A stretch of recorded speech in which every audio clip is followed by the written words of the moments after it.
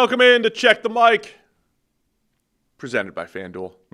Steve Palazzolo, Sam Monson. We're here from the Antonio Cromartie studio in part with Huggies. Yep. Shout out to Drew, our billionaire, our Howard Hughes billionaire member who named our studio. It's time for our Wednesday update. I love our Wednesday show, Sam. The one and only billionaire member so far. The one and only. I mean, someone else can jump in. You too could have your name or whatever you want. You can override the name at any time. Just jump in, send us a suggestion, and it'll be like a bidding war. Right. We'll have to figure out how that works, like a timeshare arrangement or whatever. But yeah. Oh, yeah. There's space. We'll get it together. We'll get the billionaires together. We'll talk through it. I mean, we're like the Roger Goodell in this situation, right? You mediate amongst billionaires. Yes, that's what exactly. you do. And then you end up with a $65 million salary or whatever it is he gets paid. That's what we're looking for here. But that's what that's your specialty, mediating billionaires. Action-packed show, tons of action, and it's packed. Rookie show. We're 4 weeks in. We're gonna have list our most impressive rookies. We have our Shouty Shows.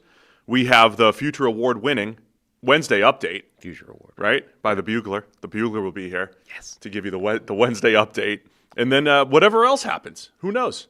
Might ramble about some stuff. Might talk about the new car. The new car I have. Yeah? Yeah? Same as the old car, right? It's my fourth straight Honda Odyssey. Yes. Got it. Yeah. We're kind of stuck in Odyssey land for a while here. That's where we are. That's where you want to be. Yeah. But yeah, just feels good. Get the new car smell. Feels great until the kids trash this thing in the next week or so. It's basically just it's like an extended cleaning, Just get rid of one that's filthy. You should move in the new one. The one I turned in was quite filthy. Yeah. Yeah. No rips or tears. They were like, hey, it's a pretty good shape for four boys. Right. Is there like a level where you lose the security deposit and they're like, this requires the level of cleaning yes. But it's like cost money. It's like rips and tears. It's not It's not cleaning. But that's what I'm saying. There's no level of filth you can get to. No. And they're like, this requires like somebody in a hazmat suit, coming in, and that's going to cost extra. No, they were surprisingly impressed with they were like, I've seen much worse. And I'm like, this is bad. This is bad, but they've seen much worse. I learned that I think 4 leases ago. Okay. That you can bring it with a level of how awful you think it is. Yeah, exactly. You can leave it with. So I just the trash was in there. Nice. And now it feels like I got a free cleaning. That's free, what I'm saying. Completely free cleaning. Yeah. And a full tank of gas. That's what I feel like I walked away with in the new Odyssey. Anyway, let's get into the real show. Love our Wednesdays. We're gonna start with some Shouty Shows. Get right into it, and we'll get into some rookie discussion. Let's start. Shouty Show, award-winning segment. I've thought about it very deeply. I liked how he started it with, I've thought about this long and hard. I trust the backup quarterback more than I do Dak. This is why Skip Bayless is the master of the Shouty Show segment. I can't do it anymore. It is year 6. It's just a never-ending arms race of idiocy between loud, obnoxious people. We are the antidote to that. I chuckle every time at the opening. All right, let's do it. Let's go with our first Shouty Show. A 40-40 tie for me was a win last night. I don't care what you say because the world said it was the lock of the century. This was supposed to be a mismatch. Without CeeDee Lamb, we hung 40 points on Micah Parsons' defense. 40, and left him, as he said after the game, pissed off and very disappointed in the way they played defense. I give Micah an A for effort, but I wouldn't even give him a sack on the play. And if you take that play away, it's a really quiet night for the Green Bay Packers and Micah Parsons on defense because Dak is just better than Jordan Love. And I'm wearing his jersey just to honor him today because that was a performance last night. That was big time against a really good defense, supposedly a top 5 defense. And Dak shredded it without CeeDee Lamb. I'm sorry. We actually won that game. I'm going to take it as a big W for my team last night. Has he always been in we land? I was wondering that. We the Cowboys? He certainly, launched into there recently, but I don't know if he's always done that. Can I do a little... I don't watch enough of Skip Bayless to know his intricacies, but maybe I don't either. Tell us. We do hear quite a bit of Skip Bayless, though. He shows up on our show. I know, more than I would like to Every hear, single but, still. I think the crux of his point is reasonable. I mean, it's not an actual win, right? Obviously, but in the world of the adjusted score, Kevin Cole and his adjusted numbers, like that's absolutely a W for Dallas. Like he's right. They were supposed to lose that game fairly handily even the way the game started, it looked like they were going to lose the game fairly handily. And instead, they did battle back. They did hang 40 on a defense that looked phenomenal for the start of the season with Micah Parsons. They at least kept Micah Parsons quiet from the outside looking in. You know, if you're not really paying attention too much and you're just looking at the stats, you're like, oh, yeah, he got one sack, but it was that play where he kind of chased him down, and we can say that doesn't really count because it was at the line of scrimmage. You know, outside of that, did he really do anything? I mean, if you look, yes, he did, but if you don't really look, then you can say, did he really even play? Was he even there? I mean, yeah, exactly. Did you hear his name? Did you see any evidence that he was even there? Other than Chris and Mike waxing poetic about him. Yeah, but they do that, you know. Right. That was for storytelling. Right. Did he have stats? So I think from the perspective of like, what were your fears going into that game? And instead, what did we come out of the game with? I think he's right. That was a moral victory. But how sad is it that Dallas is now reduced to moral victories? Can I do a little transitive property here? Sure. Because I'm pretty sure these things connect. He just said Dak because Dak's better than Jordan Love. Yes. He also said previously in the intro that he trusts the backup, i.e. Cooper Rush, more than Dak Prescott. Transitive property. Yeah. Therefore, Cooper Rush is the greatest quarterback in the world. well, he's at least better than Jordan Love. Who's an MVP candidate. And right.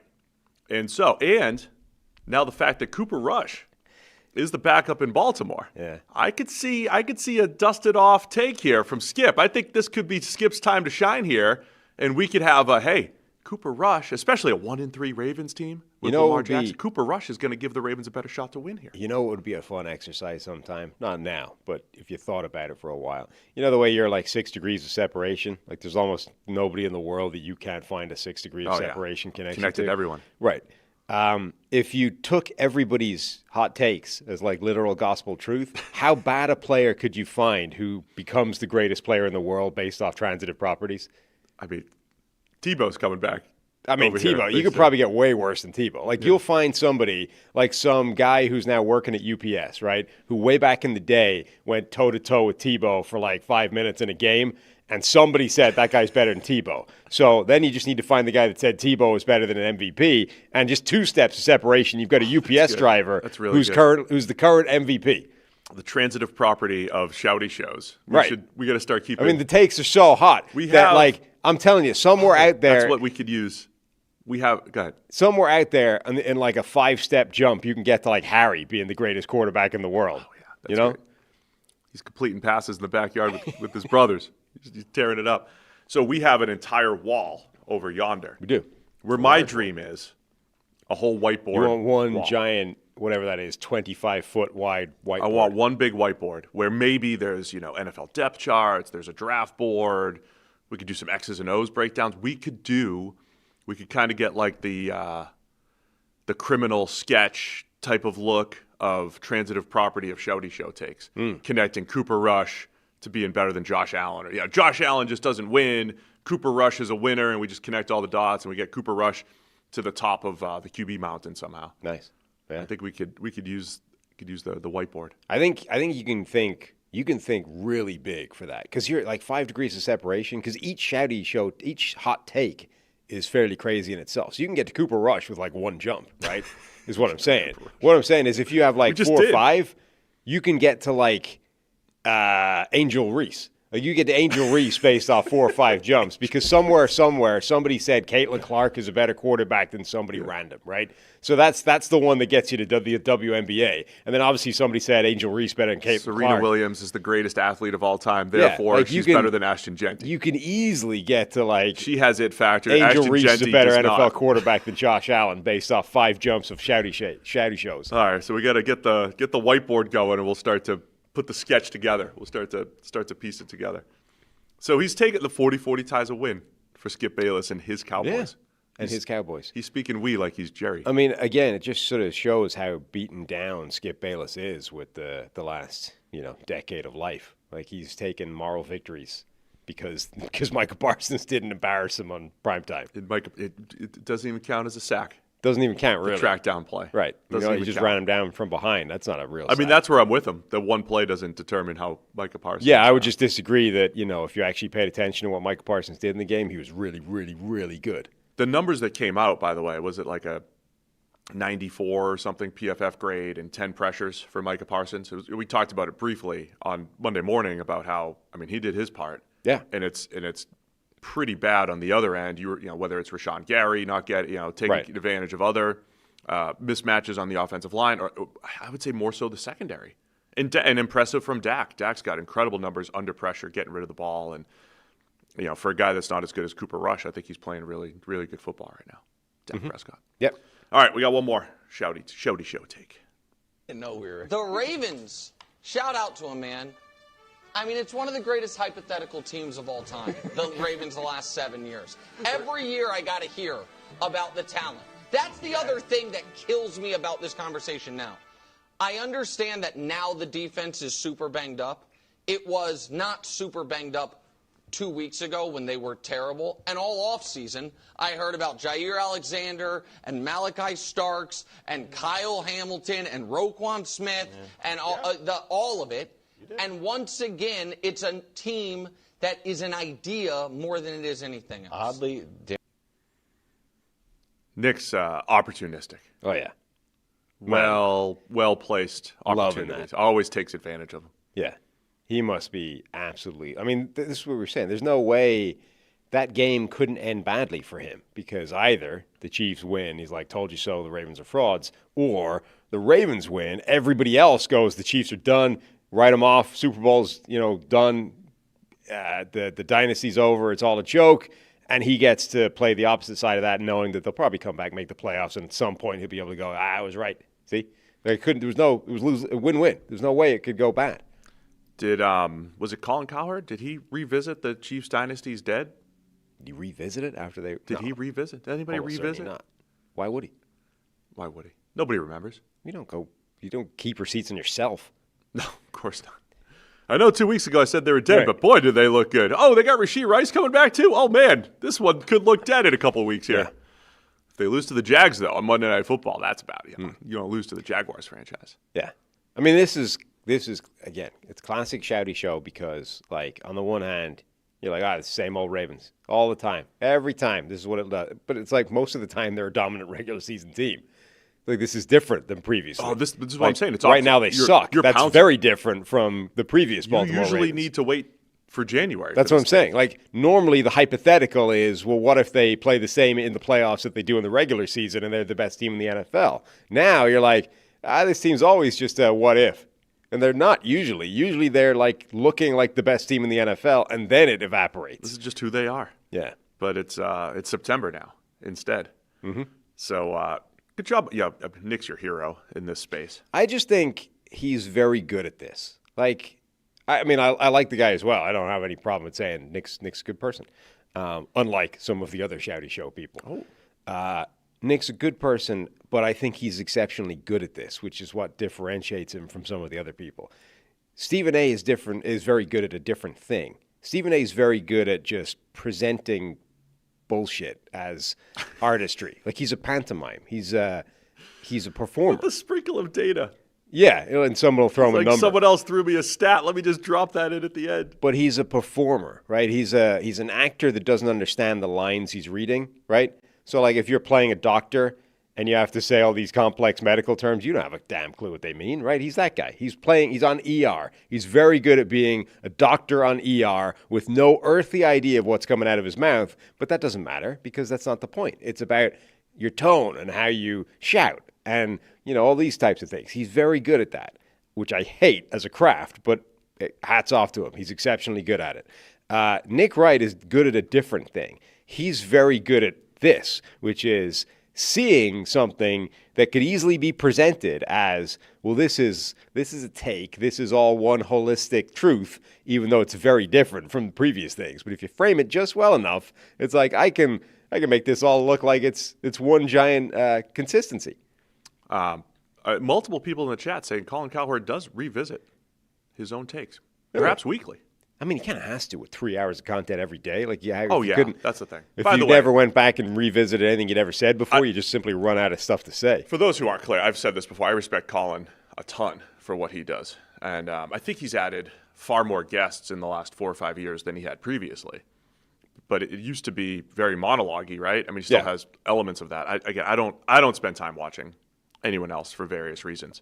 My own lack of time and my own lack of wanting to be skewed by other people's opinions. But he still does a lot of monologue deals, right? And we're like, you and I are live, 8 hours a week now? I get at the risk of throwing stones from my giant glass house. Like, I don't have whatever that is, 15 hours a week to dedicate to listening to Colin Cowherd, even if I wanted to, you know?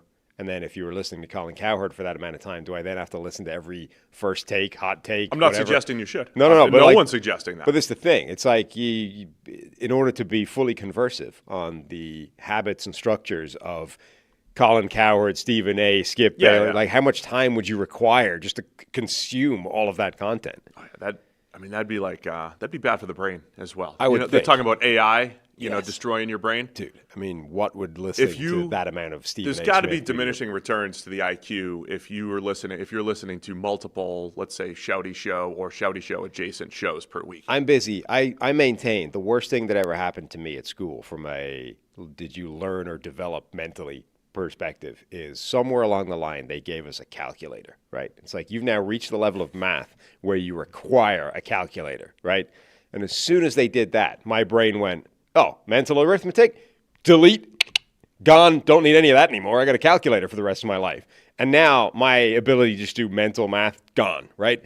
So I am busy battling with my 12-year-old daughter and being like, do not ask Siri what that math thing is. Do it in your head. Like, no, stop it. Because she's already got a phone. But She's I'll already... always have Siri, just like we'll always have a calculator. I know. But, like, that's what the world is, right? As soon as you have the ability to do one thing, your brain just purges the information it decides it doesn't need.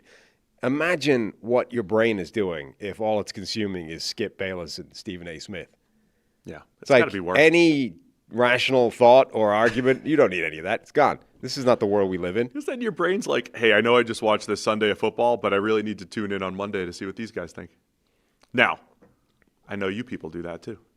You all show up Monday morning to see what Steve and Sam think for some reason. We appreciate that. We appreciate everybody that does that. But at least we're all having thoughts based off, things that happened as opposed to, inventing your own facts. And it's fun. We're all just having fun. We're all just having fun and all this. Seriously, though, the point I was trying to make on Colin being you have so many hours of content each week. And, of course, like people are going to have old takes exposed. People are going to have, bad opinions, bad takes. And we're all going to have those at any point, right? Especially if you're trying to make predictions. There's also nothing wrong, by the way. And this is where the world of keep receipts on everything and gotcha and blah, blah, blah. There's nothing wrong with your opinion evolving over time when facts change. There's also nothing wrong with your opinion evolving over time and you simply deciding earlier you were wrong. These are all perfectly fine things. There's nothing inherently bad about a guy having an opinion to begin with. And then, you know what? Over time, I've changed my opinion, decided I was wrong. Ideally, you would at some point acknowledge that and be like, yeah, you know what? I was wrong on this earlier and I've changed my mind. And I think that should be lauded as opposed to, oh, look at this inconsistency. Look at this asshole. We're never listening to him again. That's better than a guy who doesn't do that. That's way better than a guy who has one set of opinions and at no point will he ever change them. Surely you want a guy who is willing to change his opinion for whatever reason. Now, again, ideally you would want a guy who's right more often than wrong and the changing circumstance in the world changes your opinion on something. I thought this, something changed in the middle, and now I think this. These are different things. This is why this would appear inconsistent if you just pulled out two clips, but if the context is the thing in the middle where the world changed, right? That's the ideal, I've won this thing, because now actually that opinion isn't inconsistent. And if you just track, that's the ideal situation. A lot of work to add proper context.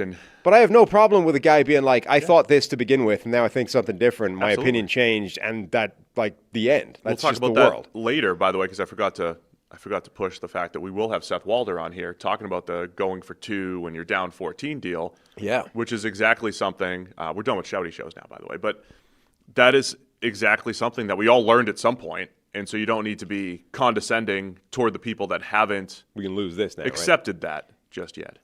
I think we can.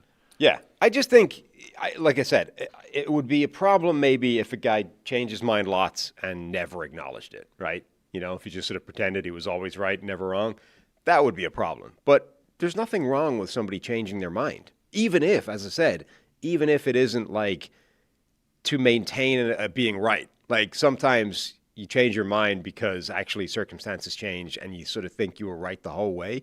And I think that can be true. But there's also nothing wrong with just saying, you know what, I was wrong on this.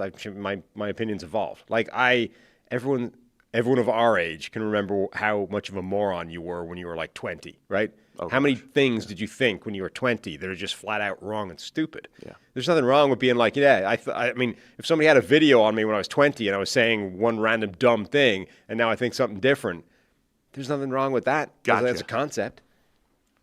How could you like Nick Wright when so many people call him Nick Wrong? It is a perfect name for a Shouty show, isn't it? Nick Wright, so somebody could say Nick Wrong. It's great. It's really perfect. is Perfect. The man is like a perfect he's 2006 a Shouty show message person board. built in the lab. Like he's the perfect construct for this whole thing. All right. FanDuel's getting you ready for the NFL season with an offer you don't want to miss. New customers can bet just $5 and get $300 in bonus bets if you win. That's right. Pick a bet. Bet $5. If it wins, you'll unlock $300 in bonus bets to use all across the app. You can build parlays, bet player props, live lines, whatever your style, FanDuel has you covered. NFL season's here. The only question is, are you ready to play? So you're going to go to FanDuel.com/CTM. Download the FanDuel app today and get started. FanDuel.com/CTM. Must be 21 plus and present in select states. For Kansas in affiliation with Kansas Star Casino, or 18 plus and present in D.C., Kentucky, or Wyoming. First online real money wager only. $5 first deposit required. Bonus issued as non-withdrawable bonus bets which expire 7 days after receipt. Restrictions apply. See terms at sportsbook.fanduel.com. Gambling problem? Call 1-800-GAMBLER or visit fanduel.com/RG. Call 1-888-789-7777 or visit ccpg.org/chat in Connecticut or visit mdgamblinghelp.org in Maryland. Hope is here. Visit gamblinghelplinema.org or call 800-327-5050 for 24/7 support in Massachusetts, or call 1-877-8-HOPE-NY or text HOPE-NY in New York. Today we're getting ready for Thursday Night Football with another prop bet. It's Matthew Stafford's over-under passing yards, 232.5 passing yards for Matthew Stafford. Thursday Night Football, Rams and the 49ers. Where did we go last week? Did we go over on Darnold? Yeah, last pretty week? And did that hit? I didn't go back and check. It was just over, I believe, 242 for Darnold last week. We're in a similar number. Yep. For Stafford, again, just to remind people, the 232 feels low. Yeah, compared to what we're used to. Numbers are down in the NFL, but yardage is down right now. So Stafford over under 232.5 against the Niners. What are you thinking? Yeah, it is worth remembering that, the people that set these lines are good. They have a lot of information. They know what they're doing. You don't tend to find these lines that's just crazy. So even though it's always going to feel off, the chances are it's your information or your priors that are a little bit off relative to what they're setting the lines at. Again, this one feels like I would go over.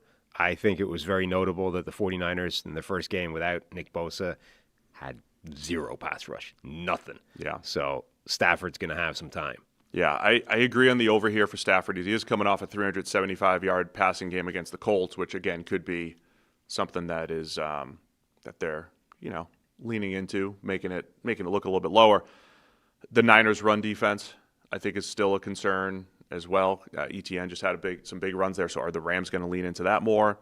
But I like the over here for Stafford for Thursday night. Of course, we'll have a full Thursday night preview tomorrow on our preview show. And as always, you can get involved. As I said earlier, FanDuel.com/CTM. Both taking the over on Matthew Stafford's passing prop. All right, time for the future award-winning Wednesday update. Now it's time for the Wednesday update, brought to you by the Cincinnati Bugler. I love it. We got a few more weeks to get the credentials to get to the Bengals. I really have to apply to that credential and drop the AP thing on him. And then Sam Monson, associated, and what can I be like your social media? Social media. I am your editor. If I get in, I'm legitimately going to wear like a trilby with a card that says press written in it in the press box. I'm gonna bring that. Paul Dana. And then the question is, do I wear like this? Do I go in there in like a rugby jersey and that hat to make it ridiculous, or do I go full outfit, like make the full suit you gotta dress, with the hat? You got to dress to impress. You'll get full training camp invite next year. Then you got to keep the shtick going. That's the thing. It's like I'm torn between mocking them and actually like fitting in. You have to go to training camp. So I get more than one credential. In some shorts with suspenders or something like that for camp next year. Wednesday update. Some Browns news. Let's start with this one. Dillon Gabriel expected to start In London. this weekend in London. Which is not Dublin or Ireland. They're very different countries. Completely different. You seem to be confused by it, They, even though I've given you a documentation on this. No, you're allowed to misspeak. I didn't confuse London and Dublin. It's important. Fully aware. It's an important distinction. Fully aware of the differences from the two different countries. Yeah. But they're both in the Isles of Britain. And so I think so Dillon Gabriel's going to get the start for the Browns over Joe Flacco. We might need to sunset all of our analysis on when to start rookie quarterbacks. It's always 4 weeks. This is just what I've said for years.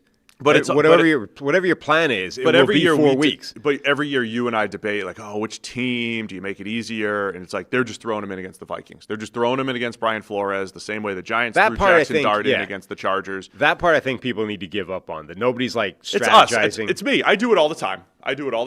Not going to lie. Right. Nobody's like strategizing what's the easy game to give them for their first game. That I think is fairly They're apparent. not scared to compete. You gotta It is interesting that they're doing it in London, though. Like, you would think, whatever about which defense do we want to get them warmed up for? Like, you know, if you're going to give the rookie the sort of first week of like, because it's not just, you know, it's obviously the most important part is how does he play on Sunday, but it's like, you know, leading the team for the week, right? How do you run practice? All those kinds of things. You would think you want to give him that week in the most, you know, home-friendly environment possible. The thing that you're used to, like your own facility, your own setup, like so you're used to everything.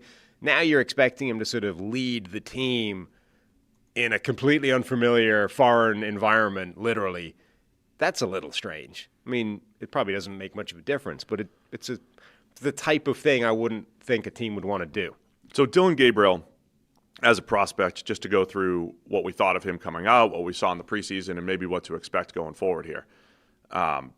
When we were ranking quarterbacks for the draft, you and I both had Cam Ward, Shouty Sanders, 1-2, Jackson Dart at 3, which was not uncommon in draft circles. Where things deviated, I think, quite a bit in rankings was 4 through 8. Yep. And I always said in this draft, Tyler Shuck, by the way, was the 4th quarterback off the board. Yep. Or 3rd quarterback off the board. Yeah. Because Shouty didn't go. slid. So Shuck was the 3rd quarterback off the board. Some people really liked him. Some people had a soft spot for Will Howard or for Kyle McCord or for Jalen Milroe, who got a little late first-round hype at various points. I lumped all of those quarterbacks into intriguing backups, right? Intriguing backups with a skill set to bring to the table to be either, you know, develop as a starter or at least be a good backup. And I put Dillon Gabriel into that bucket. But you and I both had Dillon Gabriel as our 4th quarterbacks listed there. And again, I think opinions were all over the place. He's short. He was also productive. Did Renner have him as QB3? He liked him. He was either 3 or 4 for Renner. Renner was higher on him than either of us. Yeah. And I can't remember how high he put him. Yeah. It was either 3 or 4. Yeah. And one of the things that stood out to me, like we just saw Jackson Dart run, you know, pretty impressively against the Chargers. 54 official yards plus a big long run that was negated. Like ran extremely well. I watched Gabriel after watching Shouty Sanders and Jackson Dart and thought he's more athletic than both of those guys. Twitchier in the pocket, and I liked his pocket movement. Does Dillon Gabriel have better physical tools than Jackson Dart, other than not being 6'2"? I think he does. I'm still waiting to see if I'm overrating his arm. Like, I'm still waiting to see that because I think he has a very good arm. I think Gabriel has a good arm. Yeah. And we say this all the time. The short guys get docked for arm strength, and it's a little lazy in that. It is. I can kind of see both sides. Like a lot of his best downfield throws, he's got this full windup, might need to step into it. So I don't know if he's great arm talent-wise, like the way you define that. I think that's just, though, I think that's stylistic more than It is. There are some quarterbacks that have that where they just default to it looks hard the way they throw. But it's more so. I think guys with the great, if you separate, say, arm talent, right? The guys with the great arm talents can throw off platform with velocity, right? You can maintain some level of velocity while getting hit, or while moving and off platform. I don't know if I've seen a ton of that from Gabriel, but I know he can zip it outside the numbers. I know he's got pretty good velocity when he can step into the throw. So I just say, by the way, this is a vintage time in the NFL for quarterbacks that I am taller than. I think we're up to, is this the third? We got Bryce Young, we got Kyler, and now we got You're Dillon not Gabriel. 5'7"? Sit up, man. What are you doing? I am an official 5'11". We've done it with the ruler, like 5'11". Dillon Gabriel at the Senior Bowl was 5'10 and a half. Bryce Young, those are all shorter than me. That's 3. Am I missing anyone? That's a huge percentage relative to previous years. It is. I'm proud of you, and it's a special time in the NFL. And you're still sitting at 100. So I am. I'm 100%. All time. The only person coming close to me is Dan McGuire and Brock Osweiler. Yeah. And, so, look, I liked Gabriel's skill set. I think we saw a bit of that in the preseason. He had a weird pick 6 in the preseason with a bit of a miscommunication. I think he's interesting outside the pocket because I think he throws pretty well on the run, but that's where a lot of his bad decisions come. There's some red zone interceptions that he threw at Oregon. And then you just get to this idea of, in recent NFL history here, Brock Purdy or Jaden Daniels or Bo Nix, guys that have had success and had 4 or 5 years of starting experience at the college level. And Dillon Gabriel was very successful at UCF, Oklahoma, and Oregon.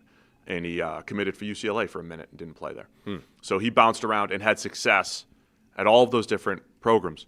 And so Dillon Gabriel, what are your thoughts on him starting? And then there's the whole situation with the Browns where I think the offensive line's beat up. They've just traded for Cam Robinson, which is also part of the news update here. What are you expecting from Dillon Gabriel?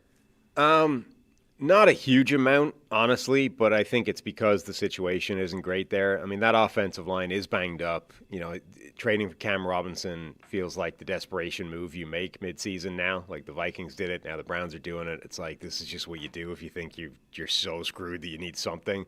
I saw Nate Tice I think it was Nate Tice. It was Nate, yeah. Calling it lazy because Cam Robinson kind of plays like crap now. Whatever he used to be, he might not be that anymore, and so now you're just trading for a guy that also doesn't really belong as a starting offensive tackle anymore. I mean, the part I disagree with, I guess, with Nate is this news broke right after our show on Monday.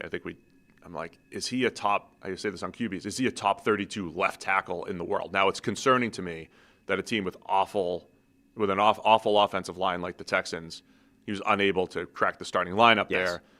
With Arante Ursa, they have two second rounders they're trying to squeeze in there, and Titus Howard. Like there was competition there, but Cam Robinson should have at least locked down the left side in Houston. Well, so I think you're right that he might be one of the 32 best left tackles in the NFL. I think where the problem is it's a little bit like tier drop-offs in the draft, where I think there's only 20 starting left tackles for whom that makes a difference.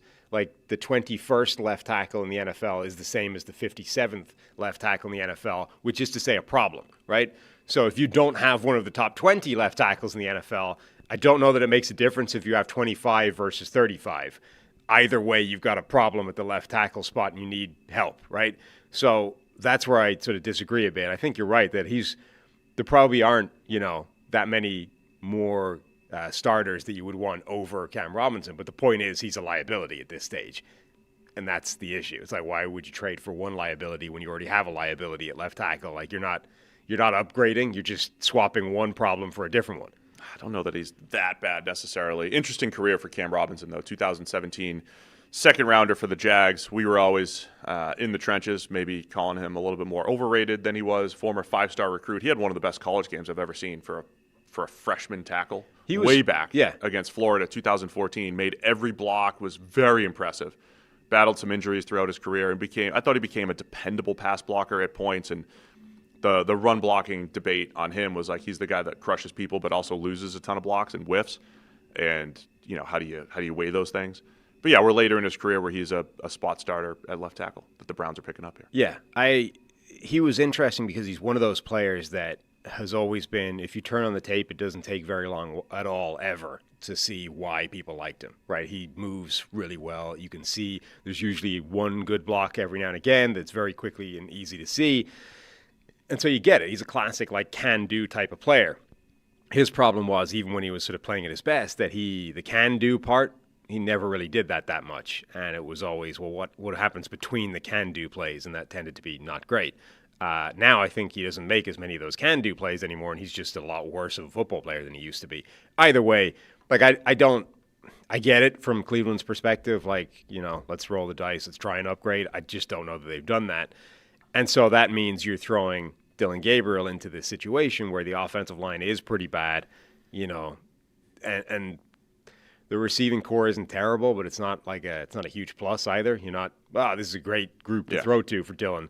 So it's a below average supporting cast. Yeah, I think ultimately it's kind of this is the plan this season for Cleveland. It's like they understand they don't have a great situation they're working with. It's like Joe Flacco is going to take a beating for a while until we really can't get away with it anymore. And then we're going to throw in Dillon Gabriel. He'll probably get his ass kicked for a while. And then we'll throw in Shouty Sanders. And hopefully by the time that all blows up in our faces, it'll be December. And we'll be able to just, bumble our way through the last couple of games, lose out. and then we pick at the top of the draft and we get a real quarterback and start over. I mean, like that I think has honestly been the plan from basically day one.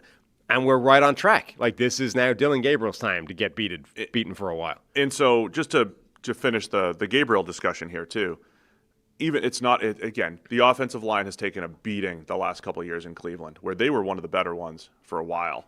And you want to walk through this really quick here? Browns fan? Yeah. I mean, look, everyone's seen the jersey, right? The jersey of Browns starting quarterbacks since they came back as a franchise after being moved to Baltimore. Explain.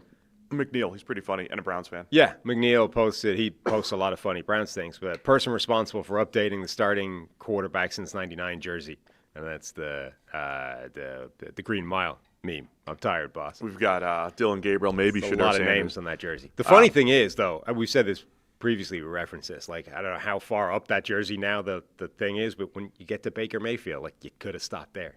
You didn't. You volunteered into this. Outside of a couple injuries here and there, you could have kept Baker. But Dillon Gabriel getting the start. Offensive line's taking a beating. I do wonder if he shows, like Drake May wasn't in a great situation last year, but you could still come out of it and not look at his stats and say, hey, this was impressive given the circumstances. I think that's what the Browns are looking for here. The other thing that this opens up, Sam, this opens up we are one step away from Shouty Sanders. Right? So this is so much more Shouty Show fodder, right? One step away. It was ridiculous that the number 3 quarterback for the Browns was getting as much press as he was on the Shouty Shows. But there's more fodder now that he's back. As soon as Dillon Gabriel turns it over, man, we're going to be calling for Shouty. Shouty wouldn't have turned it over. Yeah. I mean, yes, the Shouty Shows are going to love this because Shouty is more relevant now than he was previously. And even then he was getting airtime as QB3 whilst Joe Flacco was playing like crap. You know what I mean? It's like he was still cut to Shouty on the sideline with his earpiece in or consoling somebody who just made a bad play or whatever. Like he was getting airtime. So yes, the Shouty Show is going to be loving life. He will get even more airtime based off the fact that he's now one play away from going into the lineup. Even though he's one play away, I still feel like Dillon Gabriel is going to get a month as well. Like they're not. Oh, yeah. They're not turning. Like, if Dillon Gabriel goes out here against Flores, has one of those Sam Darnold seeing ghost type of games, implodes, the Browns get negative 5 points on offense or whatever, and everything's a disaster, they're still starting him the following week. Like, we're still a while away from legitimate Dillon Gabriel starts. There he is, McNeil. I liked his tweet this summer. Dillon Gabriel starts? I mean, Shouty Sanders starts. Yeah. I liked his tweet this summer. That was something like somebody simulate or asked AI who's going to win the Super Bowl for the next 50 years or something, and the Browns won 0, but 6 made up new teams all won. Yeah. That was funny. It was like the Miami Raiders are going to win, whatever. Anyway, looking forward to seeing what Dillon Gabriel can do here this weekend. We'll talk about it a little bit more tomorrow on the preview show. Other news throughout this week, we know Tyreek Hill got carted off, dislocated knee, all the ligaments are torn, so out for the season. And maybe beyond that. And certainly beyond. I know agent Drew Rosenhaus already talking about getting ready to return for next year. I've seen Dr. Chow already suggest, that would be a challenge to get back for the beginning of next season, given the injury. So we'll see what happens with that. Plus, at his age and given the type of player he is, one that's built off speed explosion. I mean, we've already been speculating, like last year when he didn't have as much production. It's like, is he losing a step? And then in the offseason, he's out here running like a 10-1 100-meter time. You're like, oh, clearly he hasn't lost a step. But, like, the feeling is the second he loses a step, that's basically his career immediately over. He could lose 2 and still be pretty fast, but that like what makes him completely distinct from everyone else is he's got 2 steps on everyone. Even if he comes back, if this has robbed him of a step, he might never be anything like the same player again. Tyreek Hill, obviously a lot of off-field issues with Tyreek Hill as well. So there's that, and then there's the on-field aspect of it. A unique player for his time, man. I mean, just to think back on what Tyreek Hill has done, I always described him as being able to be a deep threat or a high-volume slot receiver.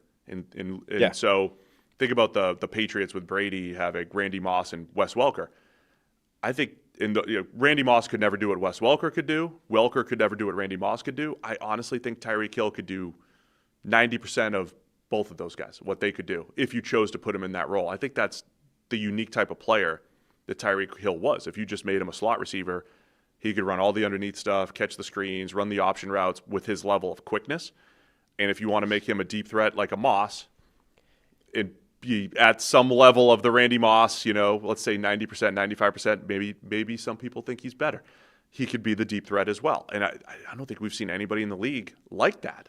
Yeah. In the way Tyreek Hill. That's the thing. You look at it and you say, well, even if he loses a step, like, could you just put him, could he go back, could he become Wes Welker effectively? Like, could he, late in his career, even if he can't run anymore and he's no longer lightning quick, like, could he just operate in the slot, run, whip routes, quick, just become a zone monster and those types of things? I've kind of given up trying to work out which receivers are going to age gracefully, though, because I was so sure that Randy Moss at the end of his career would age really well, because even if you took away all of his speed, he would still become one of the greatest red zone threats of all time. Like, he would become Chris Carter because of his absurd hands, his size, his length. Like, even if he could never run past people anymore, couldn't separate, he would become, Chris Carter, Nuke Hopkins, like one of those contested catch monsters, and be the one guy for whom that's actually a legit thing, right? Like Randy Moss, it became a verb because of how he could win those red zone fades. Even though generally it's a terrible play, Randy Moss and Calvin Johnson maybe are the 2 guys for whom you'd say, okay, that's actually still a really important role. And yet the second he lost a step, for some reason he also forgot how to catch.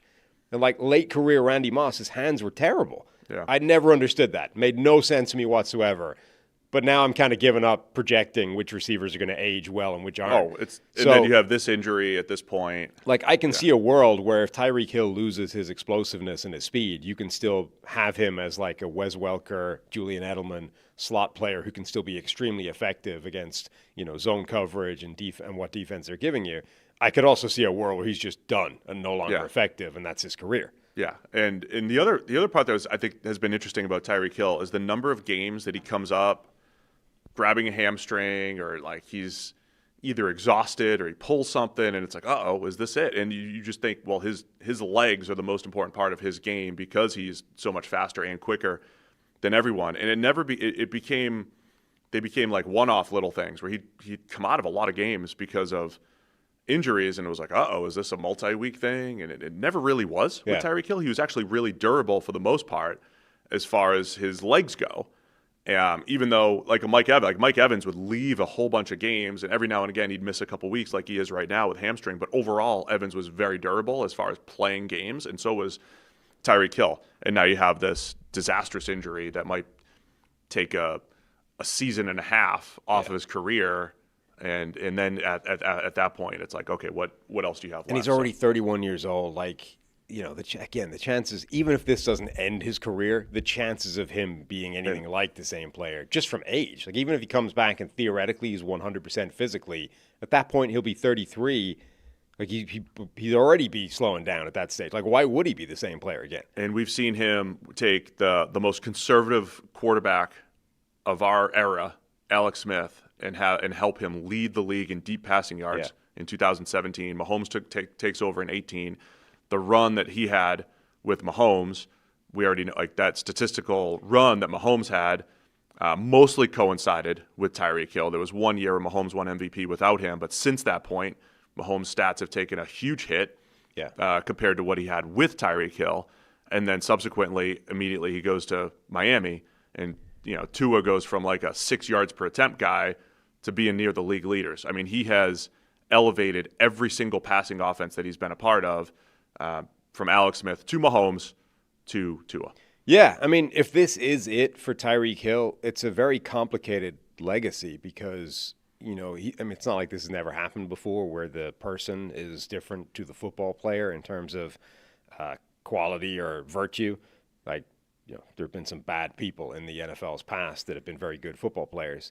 But it's always been complicated with Tyreek Hill because, like, right from the start of his NFL career, you're talking about a guy that went in the 5th round, not because he was overlooked as a prospect, but because of things in his history. And we're talking about, domestic violence and pretty serious and nasty episodes of domestic violence. I mean, not like, all domestic violence is serious, but even within that spectrum of ugly, nasty things that you don't want to see or have happen, his was on the particularly ugly end of the spectrum. So, like, right from the beginning of his NFL career, you're talking about a guy that does not seem like a good person, right? And then you've got this phenomenal, like, Hall of Fame level career where, you want to talk about those guys in a good light because it's amazing. Like, look at all these things. And yet in the background, you've got, do you reference that every time you're talking about Tyreek Hill? Hey, yeah, I know this was amazing, but also he's a dirtbag. And then, you've got further things. Like, it's just such a complicated legacy to leave. This guy that was an incredible player on the field, but has a history and a past and an off-field life dotted with pretty obnoxious things. I've never had a particularly good handle on how you put all that into one big thing and talk about them holistically. Yeah, I think we made a point with the Deshaun Watson thing to be like, let's get this out front and then talk about the football. At some point you just have to sort of say, look, we can't – I don't think you can realistically bring things like that up every time you reference a guy. And if it sounds like you're praising him, it's within this limited scope of look what he's doing on the football field. But when you start to reflect on a guy's career and legacy – then I think you can sort of go, well, okay, now let's circle back and let's start talking about some of the things in his past. And we don't know that he's 100% done in the NFL. Correct. It's his first significant injury, and he's in his 30s where a lot of receivers are already starting to slow down. He could come back and be perfectly fine. Who knows? Yeah. But it's pretty significant at this point to at least discuss it. Mm-hmm. Other news that's come up here. Texans running back Joe Mixon not ready to return anytime soon. We've seen Nick Chubb and then the emergence of rookie mid-rounder Woody Marks last week with 2 touchdowns, one catching the ball out of the backfield, 1 run. So keep an eye on the Texans running back situation. I think Marks is a fantasy waiver wire favorite this week after the 2-touchdown week. But I think Houston, they at least have some answers there without Mixon, even though I thought he was very important part of that inconsistent offense that Houston had last year. Well, the great thing about Mixon is, he's an every down player. You can have him out there in all situations for whatever, and he can be an important part of the offense. So that's the thing that's problematic because even if you got vintage 100% Nick Chubb from before his injury, he was never necessarily the most complete running back in the world. We would always talk about him in terms of the best ball carrier in the NFL. Maybe you don't want him out there on 3rd downs, but as a pure ball carrier, there's nobody better than Nick Chubb. And, Derrick Henry's had some of those comments as well in his career. So that's the thing. And that's where Woody Marks is number one, he's a great compliment because his skill set is more geared towards those change of pace, passing down stuff. And some of the important things that he's putting on tape is like he's burying people in blitz pickups the last couple of weeks as well. So immediately he's carving himself a significant role in that regard because that's there to be had. But he's also running pretty well. So, yeah, I think Woody Marks is, carving himself a much bigger part of that offense. Other news, we know Malik Nabers is out for the season for the Giants. Discussed that on Monday morning and the significance there. I will pose this question to you quickly, though. I did have someone on the beat suggest or ask, should they look at OBJ and bring an Odell Beckham back? I said, I don't know if that's the case, but you've been a big proponent through the years of pairing a rookie quarterback with any kind of veteran receiver who's good. Even though most teams think about, all right, well, this guy's not going to be here in a couple of years. Why would I get a 1-year veteran? But for development purposes, should the Giants be in the trade market or think about a veteran receiver to come in and help Jackson Dart's development? Yeah, who's good being the important part there. So that I mean, I don't know if that rules out OBJ at this point. The rest of the NFL is not exactly breaking the guy's door down to be like, hey, OBJ's on the street. Let's go get him. Yeah, I said not necessarily him, but is there a veteran, good, dependable receiver that you would consider? And would you make a trade if you're the Giants, who probably aren't going to compete, but just to do it for Dart's development? Yeah, I mean, I would be interested. And I don't, like, none leaps to mind as an obvious target for that. But I would certainly, if you pitch me a guy that made sense, I would certainly think philosophically, I do think that that's an important thing. Like, that there is some power to the idea of pairing a reliable, dependable target who's a veteran and may only have a year left, even if it's expensive, with a young quarterback simply for that first-year development. I don't see an obvious version of that right now to the point where I would be like, the Giants should be ringing the phone off the hook to make this trade happen. The OBJ thing I don't think makes a ton of sense because of, number one, I don't think he's particularly good anymore with all those injuries. Number two, do you think he would even want to come back and play in MetLife? He was one of those guys tweeting out about, like, this stadium turf is a disgrace, like they need to make this change, blah, blah, blah. Obviously, he's somebody that's dealt with that. You think even if they offered him the money, like, here's the deal, this is more than you're going to get anywhere else, like, we're willing to, move the Brinks truck to make this happen. I'm curious whether he would even there's no way I'm ever playing a MetLife turf again, given what I've been through. I was surprised that his name even came up in the discussions, to be honest. It's ironic somebody like Calvin Ridley, who's in Tennessee with Cam Ward and being phased out of the offense just a touch. Right. And a Titans team that, again, there's a few teams that have no wins or one win that I'm like, you might get rid of some veterans. Yeah. Would that actually be a good fit for the Giants and try to see if that works for Jackson Dart? I don't know. I don't know how much draft capital I want to give up, though, if I'm the Giants, just to have a dependable receiving option for Dart. But significant, obviously, losing Nabers this year. Speaking of the Titans, Tyjae Spears expected to have his practice window open this week. He's been on the was on the PUP list with the ability to return after 4 weeks. So Spears or IR with the ability to return. I love when him and Tony Pollard are both healthy. And that should help the 1-2 punch for Tennessee, right? Yeah, he's a really good running back. It does, I think, improve both of those guys to have them. I think they work really well as a duo and as a combination where they can both spell each other. Like, neither guy is a monster physically. They're not huge. Neither one of them is the sort of Derrick Henry guy. If you want to give him 30 carries a game, just get him warmed up. I think those guys both getting 15, 20 touches a game would be huge for that offense if they could make it happen. I don't love building an offense around running backs in today's NFL, but the way they've used Spears and Pollard together, and New England was doing this last week with Antonio Gibson and Stevenson and Henderson in the backfield. You have a jet sweep guy, you move him around. The Bucs have done this quite a bit when they had Bucky Irving and Rashad White. The double running back look does put some strain on the defense. It's not like old school when you have two backs, you need to have a fullback and one of them is a lead blocker. You can create a world where they're both threats as a ball carrier, and that opens things up for Cam Ward. So I like what this could do maybe for the Tennessee offense. And then the last thing, more 49ers injuries. Brock Purdy once again questionable after finishing the game on Sunday for tomorrow night's game against the Rams, and then Ricky Pearsall. What did he do to himself this time? Same toe injury. Played football. Great. Ricky Pearsall with a knee. I'm not sure if he's going to be able to come back here. I think he's 4th in the league in receiving yards right now. So the Niners just continue to churn out good, dependable, offensive skill players, and they get hurt. Come back and get hurt. So keep an eye on that for That's not great. Night's game. Do you have any news? Well, no, just that Dillon Gabriel will now be the 41st Browns quarterback since 1999, since he came back. What have the Packers had, 3? Yeah, something like that. I mean they've started more than that. Literally 6, probably. Yeah, I don't know how many quarterbacks they've had to start for games. Brett Hundley, in addition to the big 3, Scott Tolzien, Brett Hundley, Matt Flynn, Malik Willis, Matt Flynn. Yeah, it's not many. But I mean, it's like under 10. Right, it's probably 10. Off the top of my head. How many?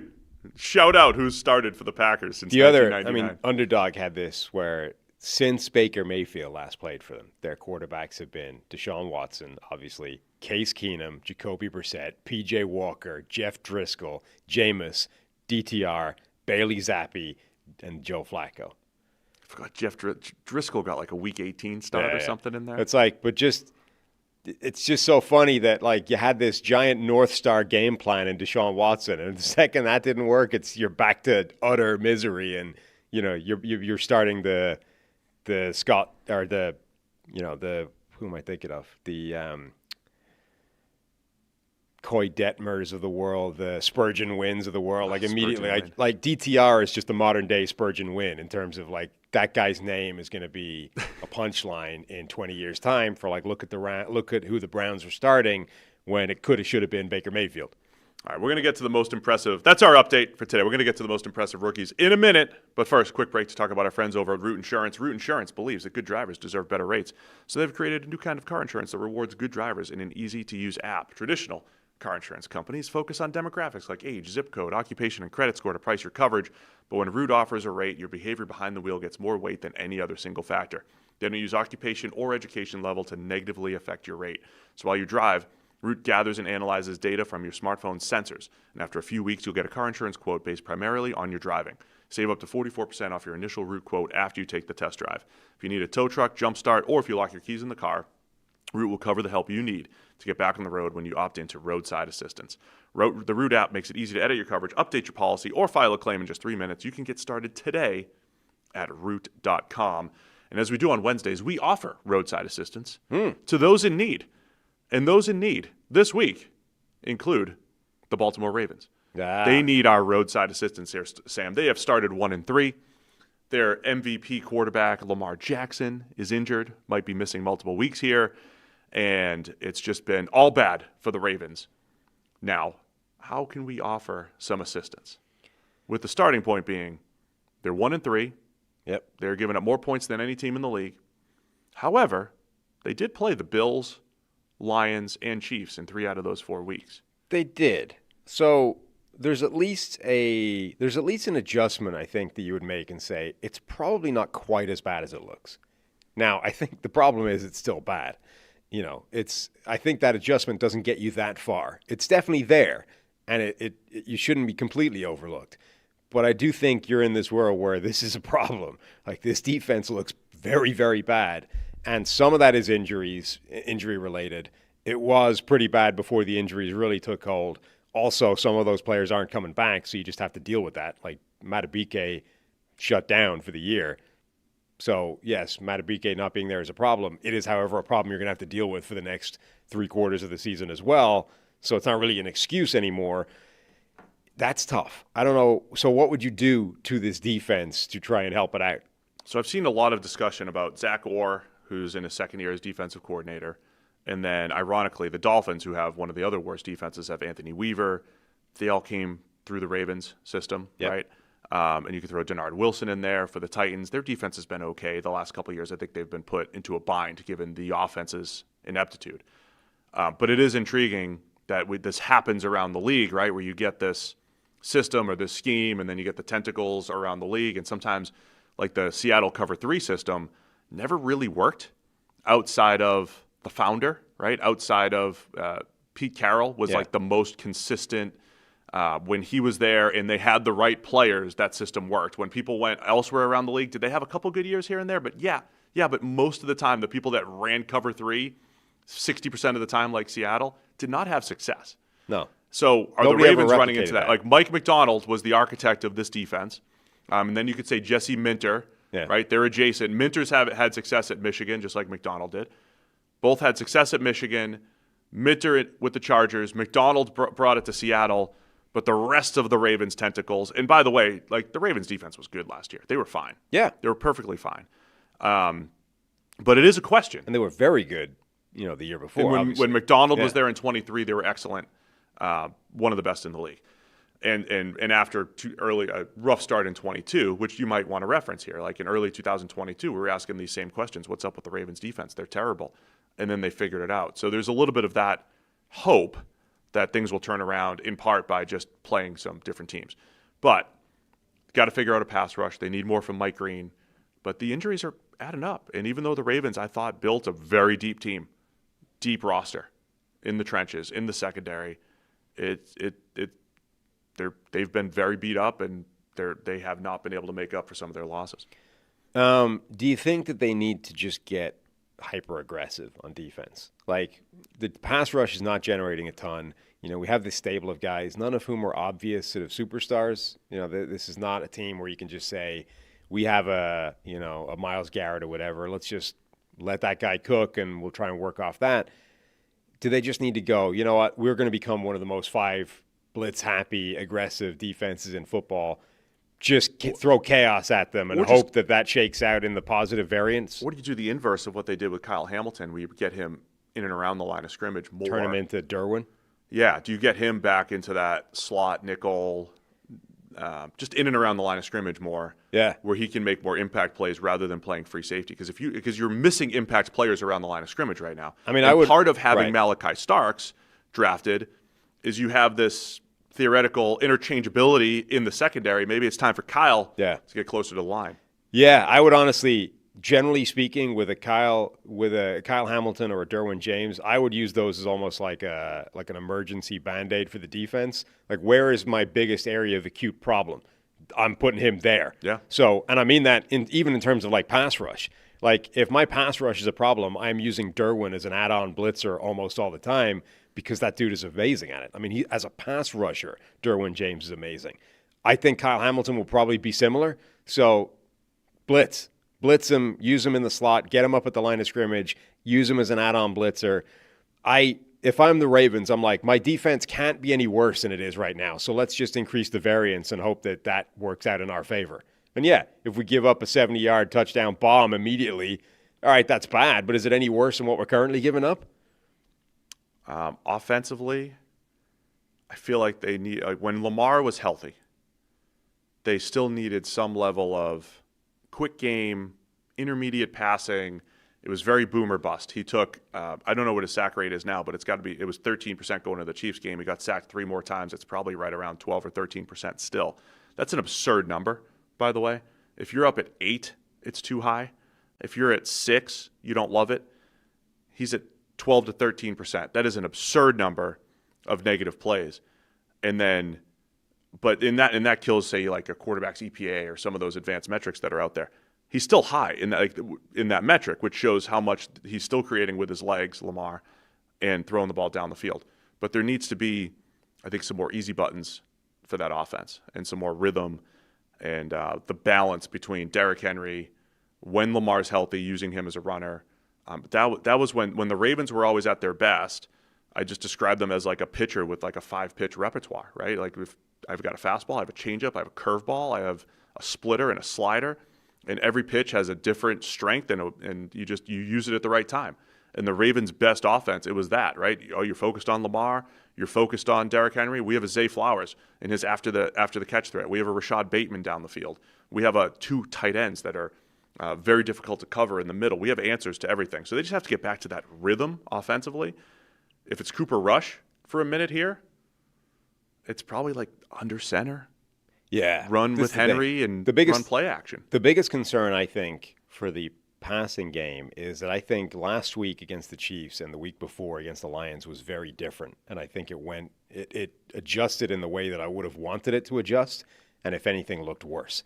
Because all of a sudden you actually did have options available for Lamar Jackson, and he either wasn't seeing them or had bailed on them before it was an option anyway, right? Like, they were short, dump-off, underneath targets that he was not looking at or not interested in. That's a problem, because against the Lions, you're like, well, if he just had those, we would have had a very different game. Well, he did have those against the Chiefs, and we didn't have a very different game. So that's a major problem. I agree with you. I think whether or not it's Lamar Jackson, if Derrick Henry comes out of another game with 8 carries, that's an issue. Yeah, that doesn't get him going, run him into the ground, stick with the run, even when you think it's crazy. Like, this team should go back to basics and be a run-heavy offense, and whether it's Lamar Jackson or Cooper Rush at quarterback, put them in there with those designed read option looks and stress the living crap out of a defense and make them defend the run and try and open up easier passing options that way. And also back off the rush, because we're going to run 2/3 of the time. So you can't just pin your ears back and come after the quarterback with the blitz, et cetera, because it's a run play most of the time. So I think that's the first thing they should be doing on offense. Obviously, that gets trickier if it's Lamar Jackson playing, with a gimpy hamstring or whatever he's dealing with, and he might not be a real threat as a rusher, I would still show that look to a defense and make them honor it. Like, even if he can't really run around that much, if he's playing football, you've got to at least show a read option look and pretend that he's going to keep one every now and again. And even if the only time he does that is when you completely abandon that and he just sort of jogs for 10 yards, it's still worth doing. And then the last thing, they're playing, Malachi Starks, Mike Green, Teddy Buchanan, all rookies on the defensive side of the ball, one at every level. I mean, there is a world where, first off, the schedule gets easier as far as offenses you're going to face, and the rookies develop and get better over time. So just kind of play it out, let it get there. So that's our Roadside Assistance, all brought to you by Root. Go check out root.com. We've helped the Ravens as much as we can. All right, 2 more big things on the show. There was a question about the analytics discussion CTM investigates. That will be later on the show. We have Seth Walder from ESPN as we discuss the NFL's thoughts, theories on going for it when down 14. So you're down 14, you score a touchdown. Traditionally, you just go for 1, get to within 7. If you score another touchdown, you kick the extra point again, and you tie, you go to overtime.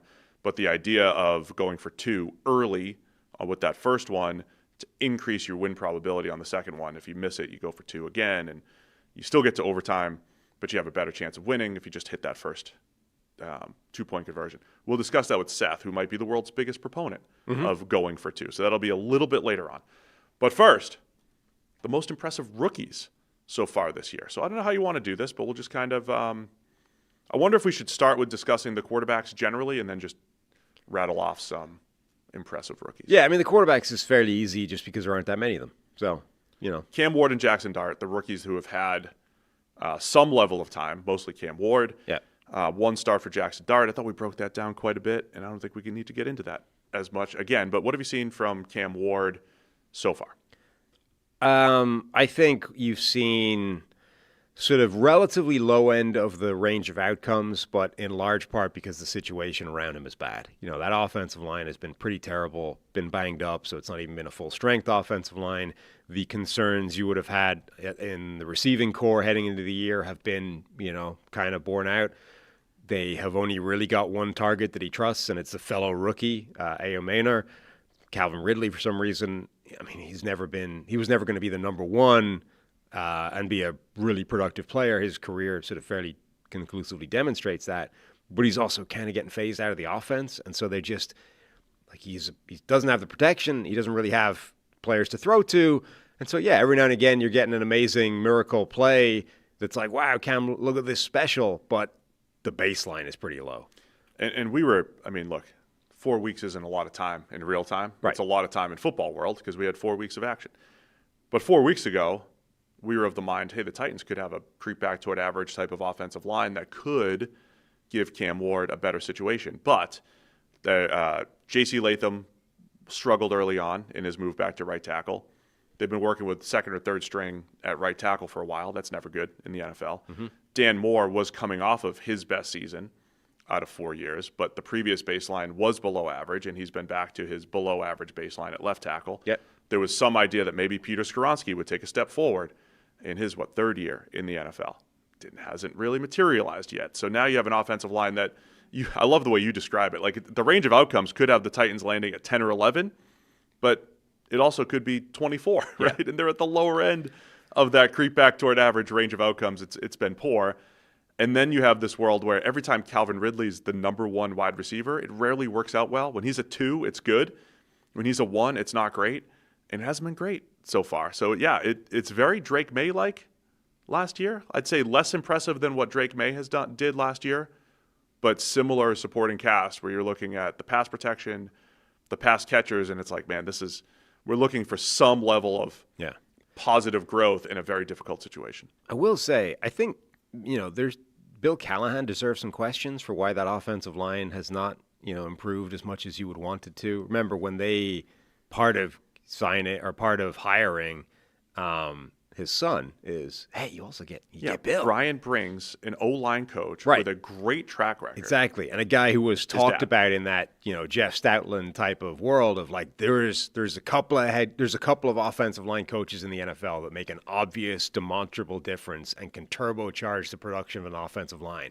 And so we're talking about guys like, maybe he can get the best out of Nicholas Petit-Frere.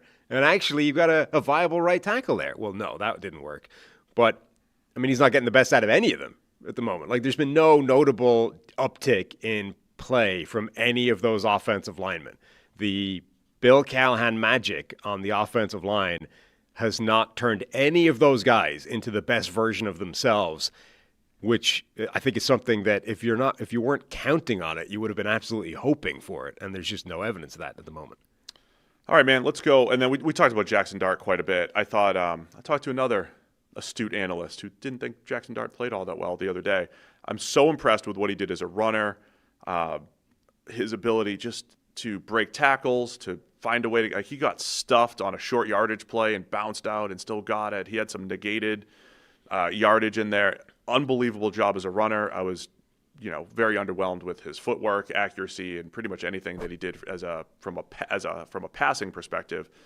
So I think that needs to get better. But 1 week, rally the team and take advantage of good field position. Good start for Dart. Yeah, through that lens, I right. guess. It's one game. I don't think he was that impressive, but the small things were there, and it was worth. It was against the Chargers defense. It's been really, really good. So.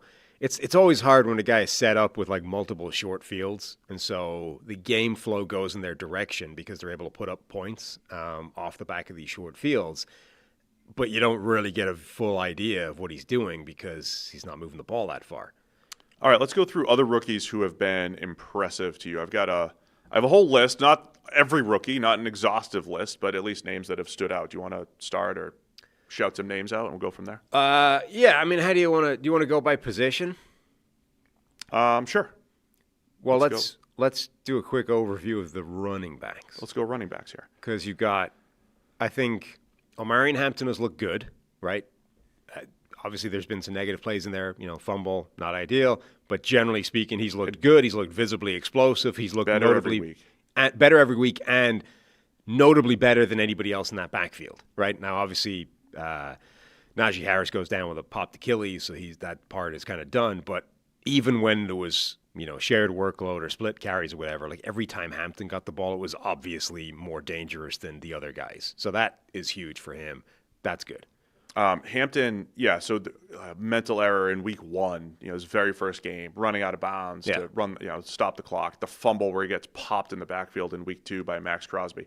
But as I said, I think his running ability has gotten like his running it's exactly production like we said has gotten better. As a prospect. It's like the physical element, like he's physically arguably the most talented running back in this draft class. The small things, the details, the mental aspect, I'm a little bit less sure about.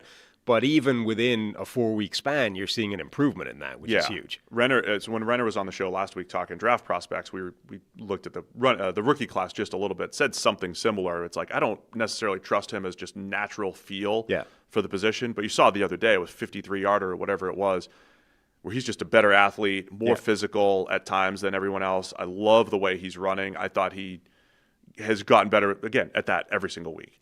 Ashton Genty, we've talked about him a ton. I think a lack of opportunities.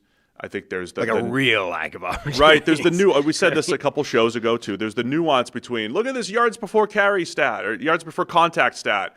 And a lot of times it's like, speed backs don't have that problem because they outrun it and they create yards before contact because of their speed. Genty has literally been just popped in the backfield 3 or 4 yards deep so many times. When he's had the slightest bit of a crease, he's been very impressive. I felt like this was more, sometimes you tweet something, you're like, that should do really well, and it doesn't. I felt like this deserved more Get it out there. notice. I'll retweet it for you, man. It's I'll just get it out there for you. Josh Norris tweeted that, if it turns out if you give Ashton Genty just a bit of space, he makes magic happen, right? And he says he averaged negative 0.1 yards before contact in the first 3 weeks, right? So averaged a negative yards before contact figure. And then that improved to 0.7 before contact in week 4, where he went off for 138 yards, a touchdown, a big run in there, and then his 2 receiving touchdowns as well. And I made the point that, and 0.7 would be the lowest mark in the NFL most seasons, right? Yeah. So that means if you give Ashton Jeanty a regular worst blocking in the NFL picture, he can still go off for like 138 yards and a touchdown.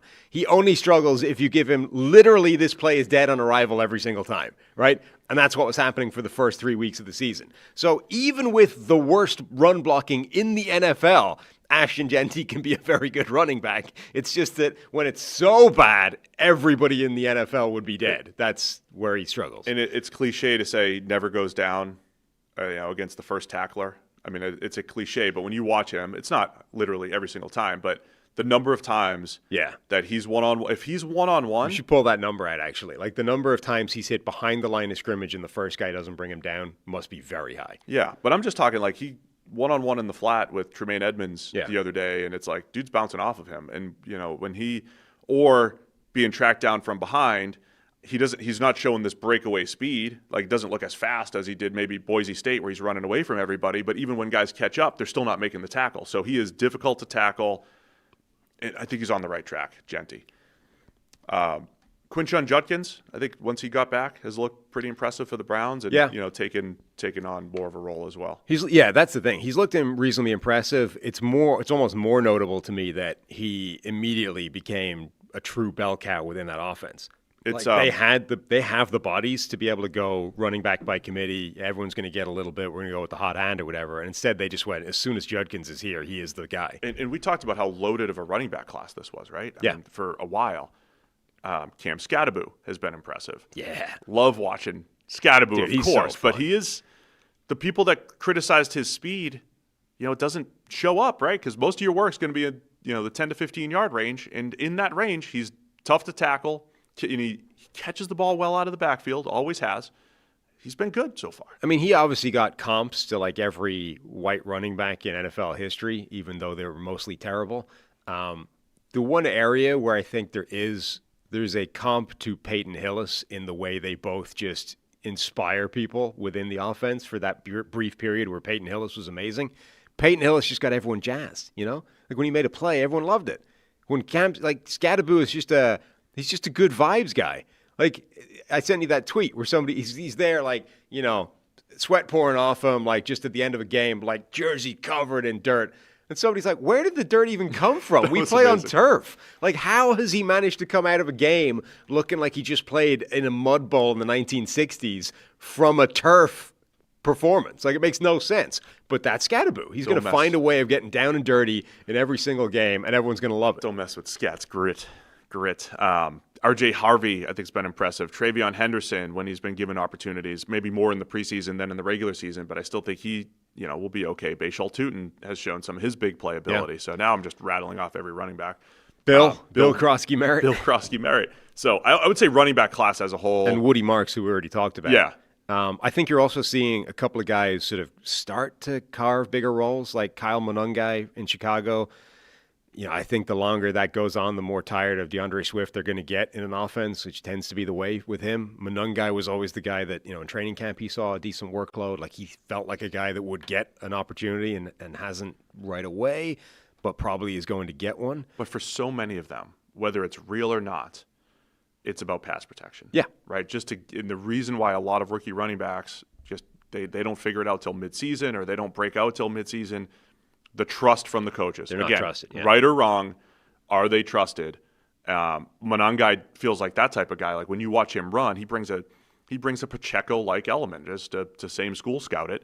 Pacheco-like element of difficult to tackle, just obnoxious arm. It's like the dude you're playing basketball against, just throwing elbows left and right, and you just don't want to get near him. That's completely different from Swift and what the Bears have, so I could see him absolutely stealing carries. The guy I feel sorry for is Dillon Sampson, because I thought he looked impressive when he got opportunities, but now that Judkins is in the lineup, he's basically become a bell cow, and Dillon Sampson's not seeing anything. Yeah. Receivers? Yep. Been some impressive receivers. Tetero and McMillan, I would say, looks like a true number one. Has to be for Carolina. Right. but I think he could do it all. He can win down the field, win at the catch point, win off-target throws. I think McMillan has it all, and Emeka Egbuka looks outstanding as well. I think those guys have been the two most impressive pass catchers so far. Yeah, I mean, well, Egbuka, I think, has been the most impressive, and that's an interesting conversation because obviously, like everyone, I think he was the most narrow focus or narrow range of evaluations from any player, I think, in this draft. Like everybody saw Egbuka the same. The only question was, how valuable is that, and how high do you take it in the draft, right? And I think what's interesting is he's arguably been... Did you think he was going to be this good, though? No, that's what I'm saying. Well, so this is what I'm saying. I think everyone saw him the same, and the question was, how valuable is that? Now, what I think has been different is he might actually be even more than people are saying. Now, you also have to say, yeah, having said that, the second he went up against a good corner, he was basically eliminated, except for one play where Baker threw it on a clear-out route, and he happened to split two safeties. So... there's that as well. It's like, I know the stats. There was also Quinyon got a little grabby. I mean, I love Quinyon and I love Sauce Gardner. There was some debate this week. Sauce was saying he can't get his grabby anymore because he's on the bad Jets team. They're not winning games. Right. Quinyon gets away with some stuff. But that's just coverage. I mean, like you can't.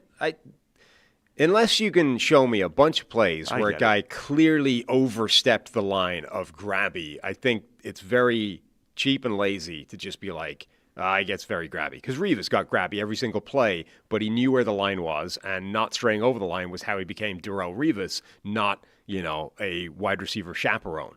Like, that's the difference. So at the moment, I don't think, like, you watch those coverage snaps of Quinyon against Egbuka and the rest of those receivers. I'm not singling Egbuka out, but he locked them down. And yeah, did he do it physically? Sure, but that's coverage. So, look, the important thing is Egbuka is exceptionally good at all the stuff that he was exceptionally good at in college, right? He's very good working from the slot, exploiting zone. He's very, very good at that. Like his feel for zone is exceptionally advanced. And that's not always a given, even for guys that are good at it in college. He's really good at that. What's interesting is the Bucs have used him outside a lot more as well. Like they haven't just lined him up as this slot weapon. Part of that is it's been enforced, right? Mike Evans goes down with a hamstring injury. They've kind of had to.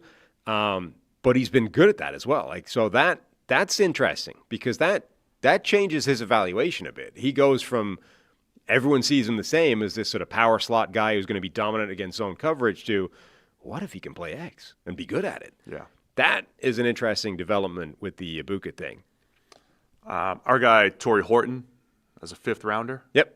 Been impressive. I would say Alec Ayamaner for the Titans. That's a surprising one. It's an interesting one because he seems to have earned the trust from Cam Ward. I think he still has some of the same warts that he had. Like he's an unpolished but physically talented receiver. That's intriguing. I mean, I thought that was third round intriguing, and he went in the fifth, so it's more intriguing, right?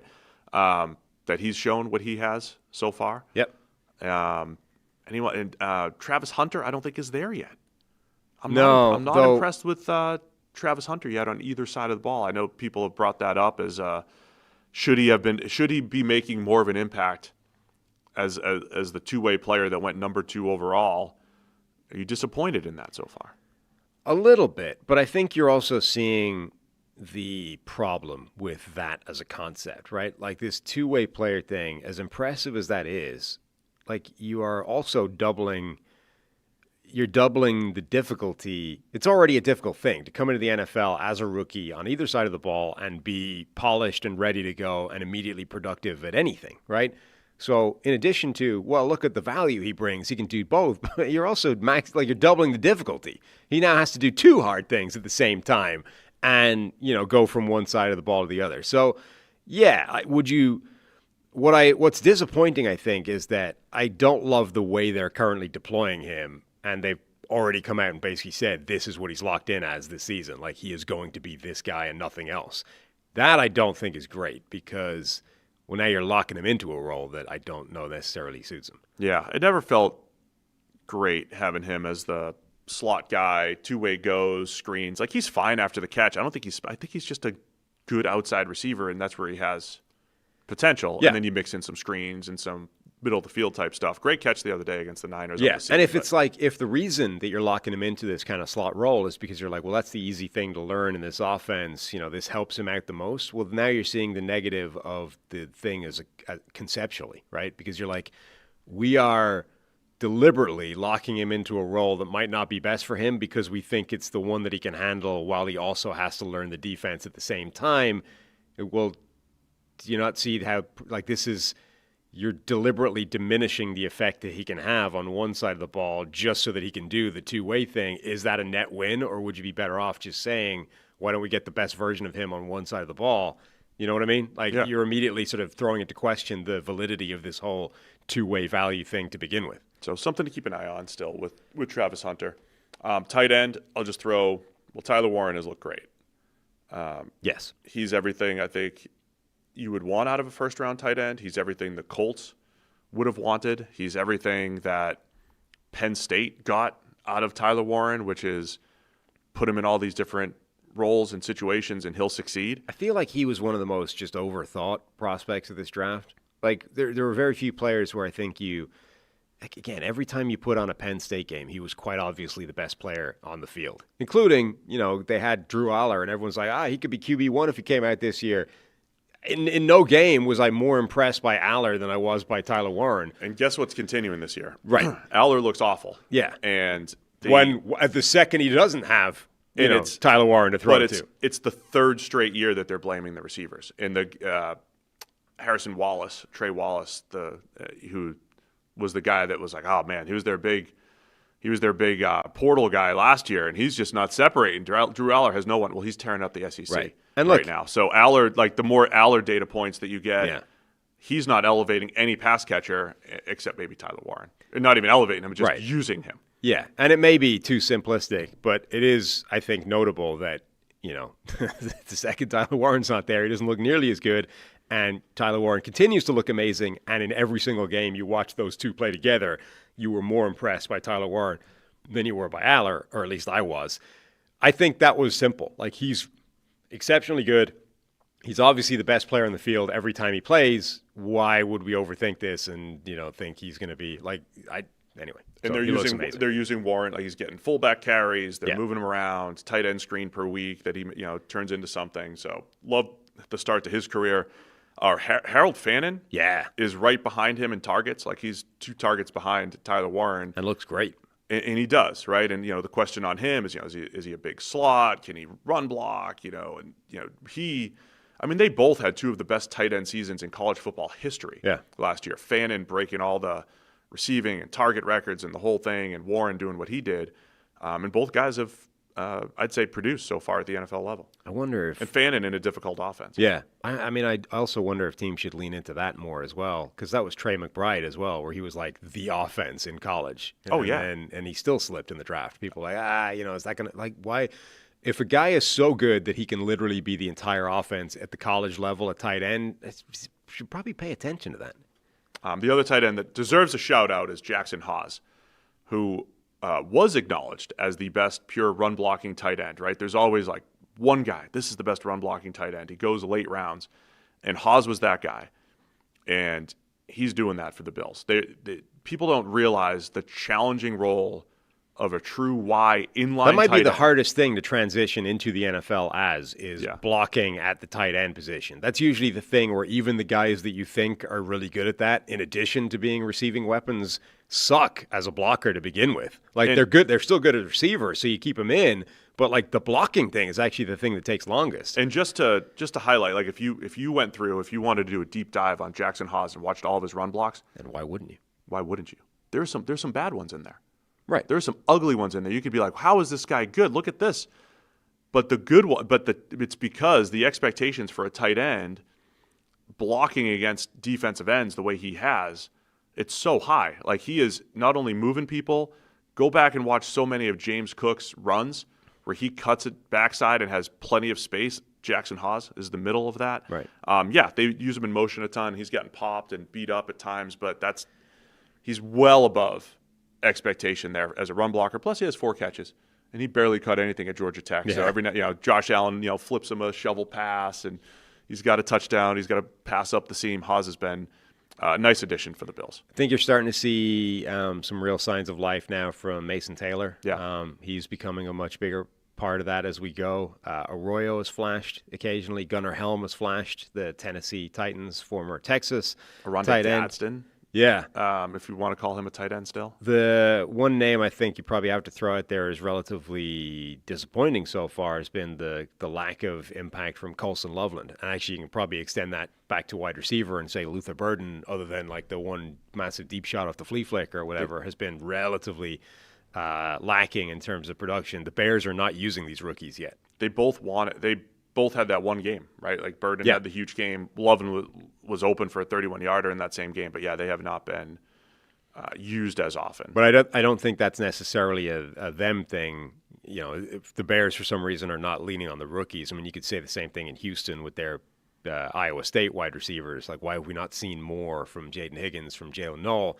I don't think it's because those guys stink. I think it's because the Texans just are not leaning on them yet. I would love, big Higgins and Knoll guy. I would love to see them.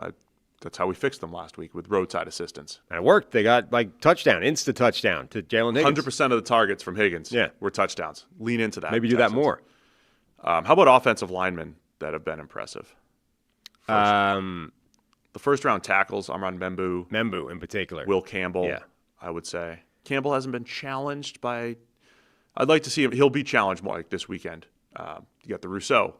If you want to put Rousseau over there, right? You got Bosa. The kryptonite. Right? So that'll be interesting. But I think Campbell and Membu, the two of the top 10 tackles, even Banks has been fine. They've been impressive so far. Membu in particular. I mean, Mitchell Schwartz was out there tweeting a pancake block that Membu's got and said, this kid has already got more of these highlight reel pancake burying people than I had in my entire career. Like, he's been very impressive, I think. Josh Simmons for the Chiefs, I think overall has held his own in pass pro. Some of the same issues that he had at Ohio State, but you just see the future. I look at like Membu playing as well as he did, particularly against TJ Watt in week 1. Really impressive. And for a lot of these offensive linemen, I always look at just if you're not a disaster as a rookie, I think that bodes well that he'll continue to progress. If you are a disaster, there's still hope. And there could be like Josh Connerly's had a rough stretch of it at times. He's gotten better at other times, but the guys that have at least held their own right off the bat is it's really impressive, and a bunch of those first-rounders have done that. Yeah, the interior guys, I think, up front have done well as well. Gray Zabel has looked very good. Donovan Jackson looked pretty good for Minnesota before he got hurt with his wrist injury. Who am I missing from the interior players? Tyler Booker was a little hit or miss. I thought before he got hurt for the Cowboys, I think some of his footwork issues showed up in pass protection. There was a lot of times he's late.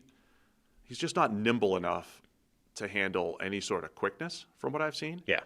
But the run block, he's comes from Bama, right? He's got that road grading type of he is, again, expectations, and that's what I think he was doing that pretty well before he got hurt. I hate it when it sounds so simplistic and obvious to be like, well, a guy is what what his profile said he would be, but Tyler Booker as this giant, monstrous, road grading offensive guard who tested terribly athletically is basically what you would imagine that picture produces at the NFL level, which is, if you get him, in an area where he doesn't have to move quickly, nimbly, change direction, like he can absolutely smush a guy. But if you have anybody that can attack him with quickness, or there's a gap that he has to move across to protect, he's in trouble. So Booker played the first 3 games, banged up now, probably miss a few weeks and then come back. So it's been like a little hit or miss. I know the chat's asking. It was kind of a wild pick at the time. I think it was surprising, but there were points in the process where Booker was sitting there as the top available guard on most people's boards. And, every top guard pretty much gets mocked in the top 15 at some point to a guard-needy team. It wasn't a crazy, crazy selection. No. Just something I probably would have. It was. I probably would have gone somewhere else. It was an outlier, though, not one that. It's again, the thing that I think summed it up is his athletic testing was a red flag, right? Let's put it that way. And if you're drafting an offensive guard at 12 overall, you don't want to be sitting there with an obvious red flag where a guy needs to be an outlier for this to make sense. And that's the problem with that draft. Lions fans asking for Tate Ratliff. I was going to say, since you were putting him with every team all the way through the draft, how have you been impressed with the mullet? Man, you saw, what was it, 2 weeks ago when they dominated the Ravens? Tate Ratliff, a huge part of that from a run game perspective. I gave him to the Bengals in a lot of mock drafts in the second Meanwhile, round. their rookie, Drew Fairchild, not Dillon, so much. Dillon Fairchild, his sorry. teammate at Georgia, not as good. And Demetrius Knight, their second rounder, not as good at linebacker. So yeah, I've been impressed with Tate Ratledge so far for the Lions. Defensive side of the ball, edge rusher. Start with Abdul Carter. I think he's as advertised from what I've seen. Yeah.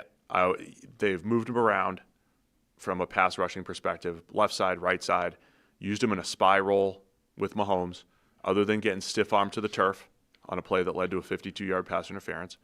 Did that pretty well. He's played off-ball linebacker. Yeah. I think Abdul Carter, full suite Micah of Parsons cosplay. So, full suite of pass rush moves. The twitchiness, the quickness.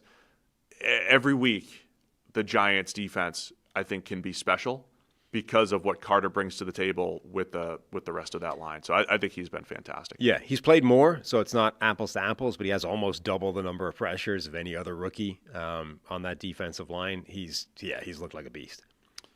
Other guys, I think, like Mason Graham has been hit or miss. I've seen some really good plays. I mean, there's plays where he's blowing up the run and looking as disruptive as he did at Michigan. You're just not seeing it maybe down for down from him. I mean, I've been reasonably disappointed with Mason Graham. I thought, he was one of the cleaner prospects in this draft. His only real negative was the stumpy little arms thing and the fact that when they actually put him on a weighing scales, he was like 25 pounds, 15, lighter than he was supposed to have been. And whether or not that's I'm slimming down for the combine or whether it's just Michigan was lying and I was always 15 pounds smaller than that, either way, that was the only issue whatsoever with his sort of prospect profile, and yet he just hasn't really made as much noise as you would have expected.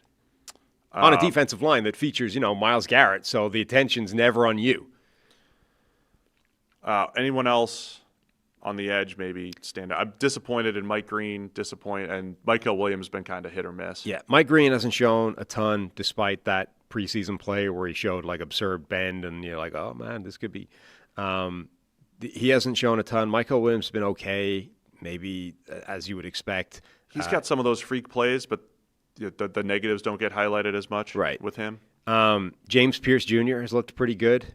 Similar as you would expect in college. Like he's been pretty productive. His sort of weaknesses as a college player have been the same at the NFL level.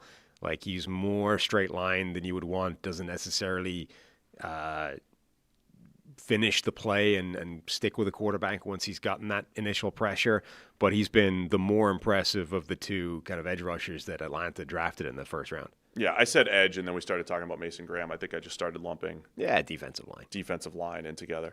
Been disappointed with the defensive linemen or defensive tackles. Certainly a few of them, yeah. I mean, disappointed relatively in Mason Graham, even though he's been all right. Definitely disappointed in the impact that Kenneth Grant has not made. I don't know how much of it is like I think if you want to get the best version of Kenneth Grant, he needs to be an aggressive, proactive defensive lineman where you just say, look, don't worry too much about being wrong. Just do whatever you're doing fast and aggressively initially. And he's just not doing that at the moment. Yeah. Whether he's lined up at 3-tech or at nose tackle, there's too many plays where he's engaging and reading and just isn't – like he's reactive, not proactive. That guy needs to be a bowling ball and a wrecking ball and just let loose, and it's not happening.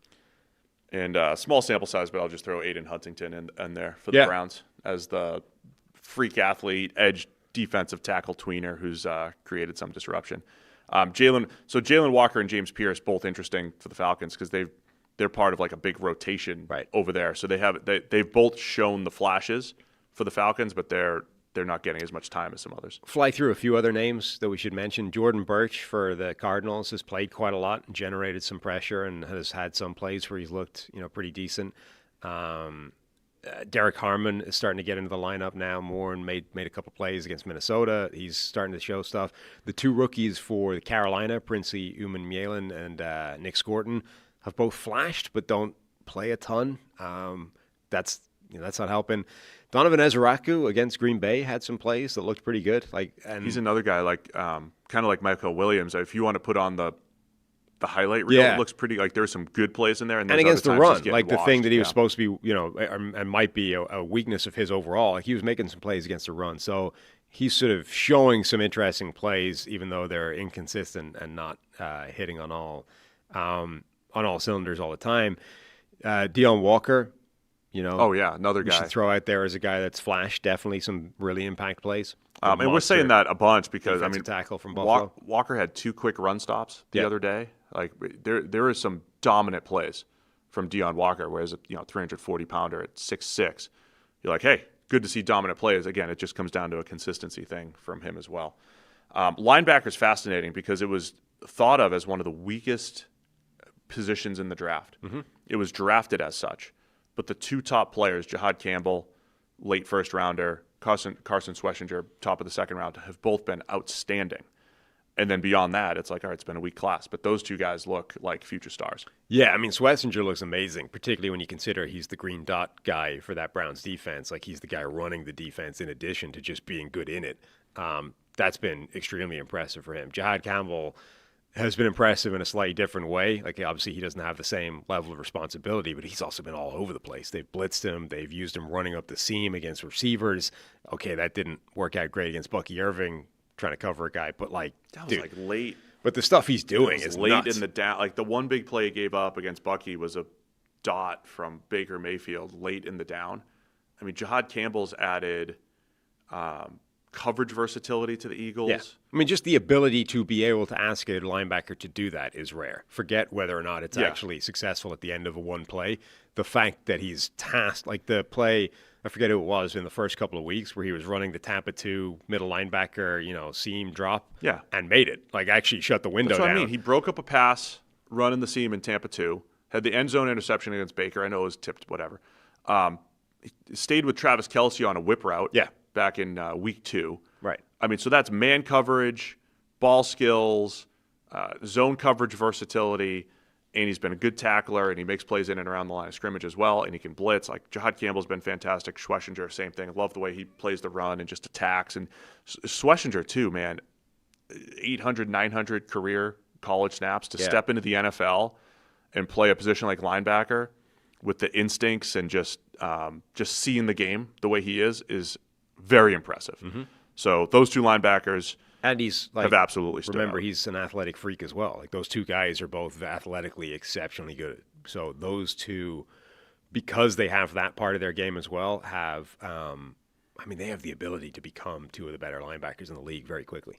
Corner and safety, or just you want to combine secondary here. Yeah. Xavier Watts, who I know that at safety for the Falcons, the chat's mentioned him a ton.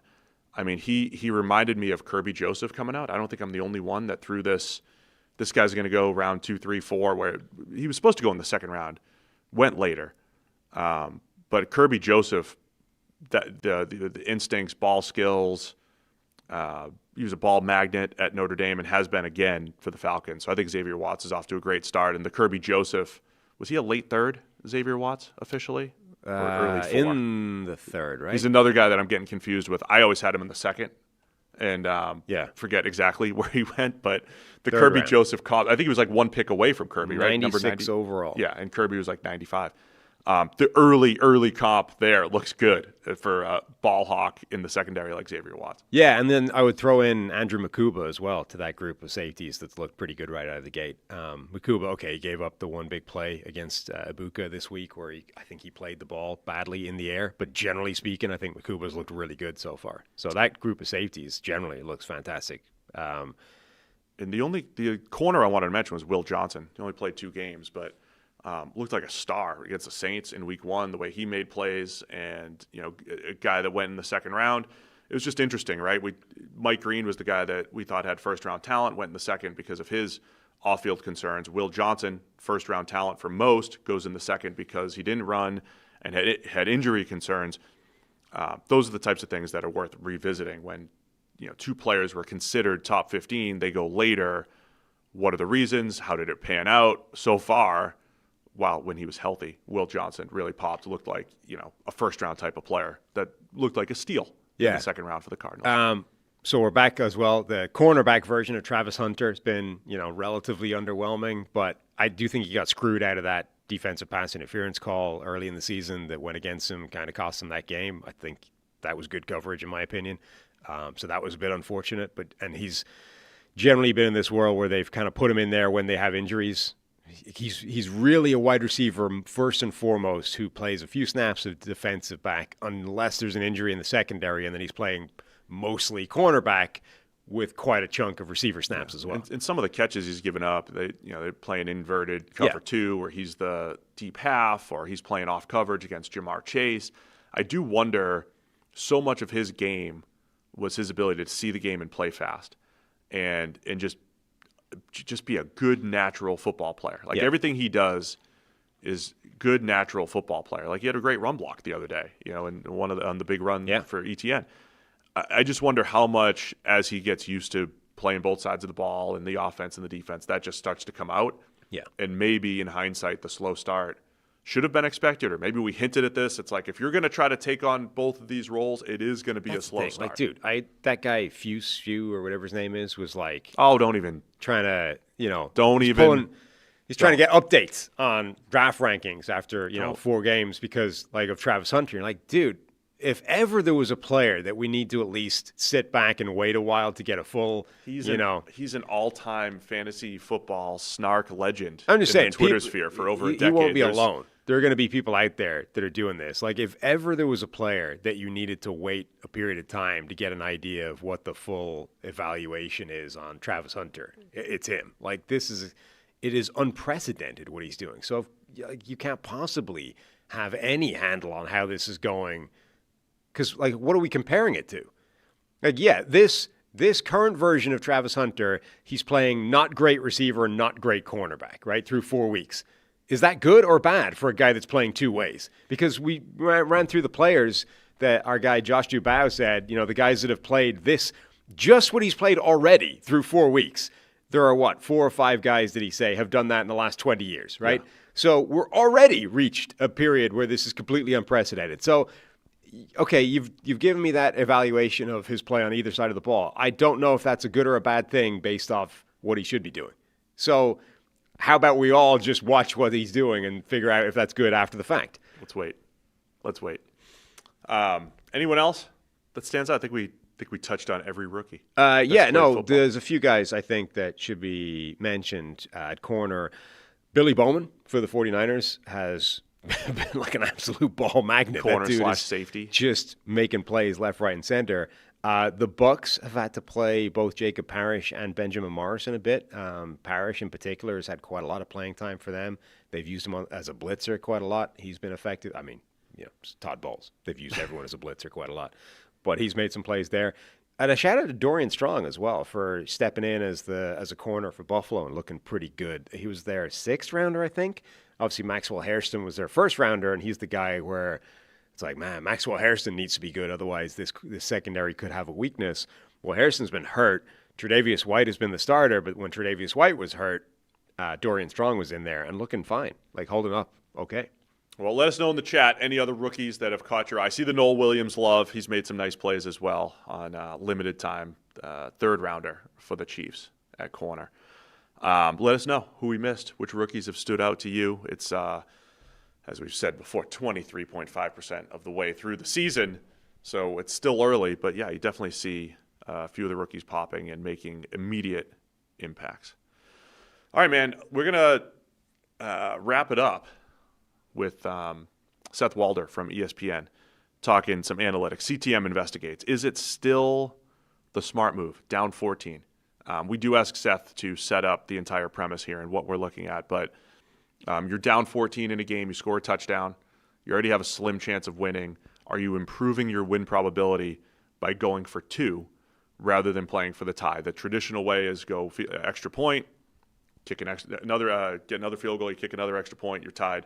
You've just made a 14-point comeback, and you go to overtime, and you hope that you make this miraculous comeback. But are you actually increasing your win probability by going for 2 the first time? And then last week when the Cardinals did not do this, were they leaving win probability on the table by kicking the field goal? And there's some debate among the analytics folks. Has the data changed? And so we're going to investigate and go through that with Seth Walder right now. And then we'll see you again tomorrow. More Check the Mic, 9 a.m., reviewing or previewing NFL Week 5.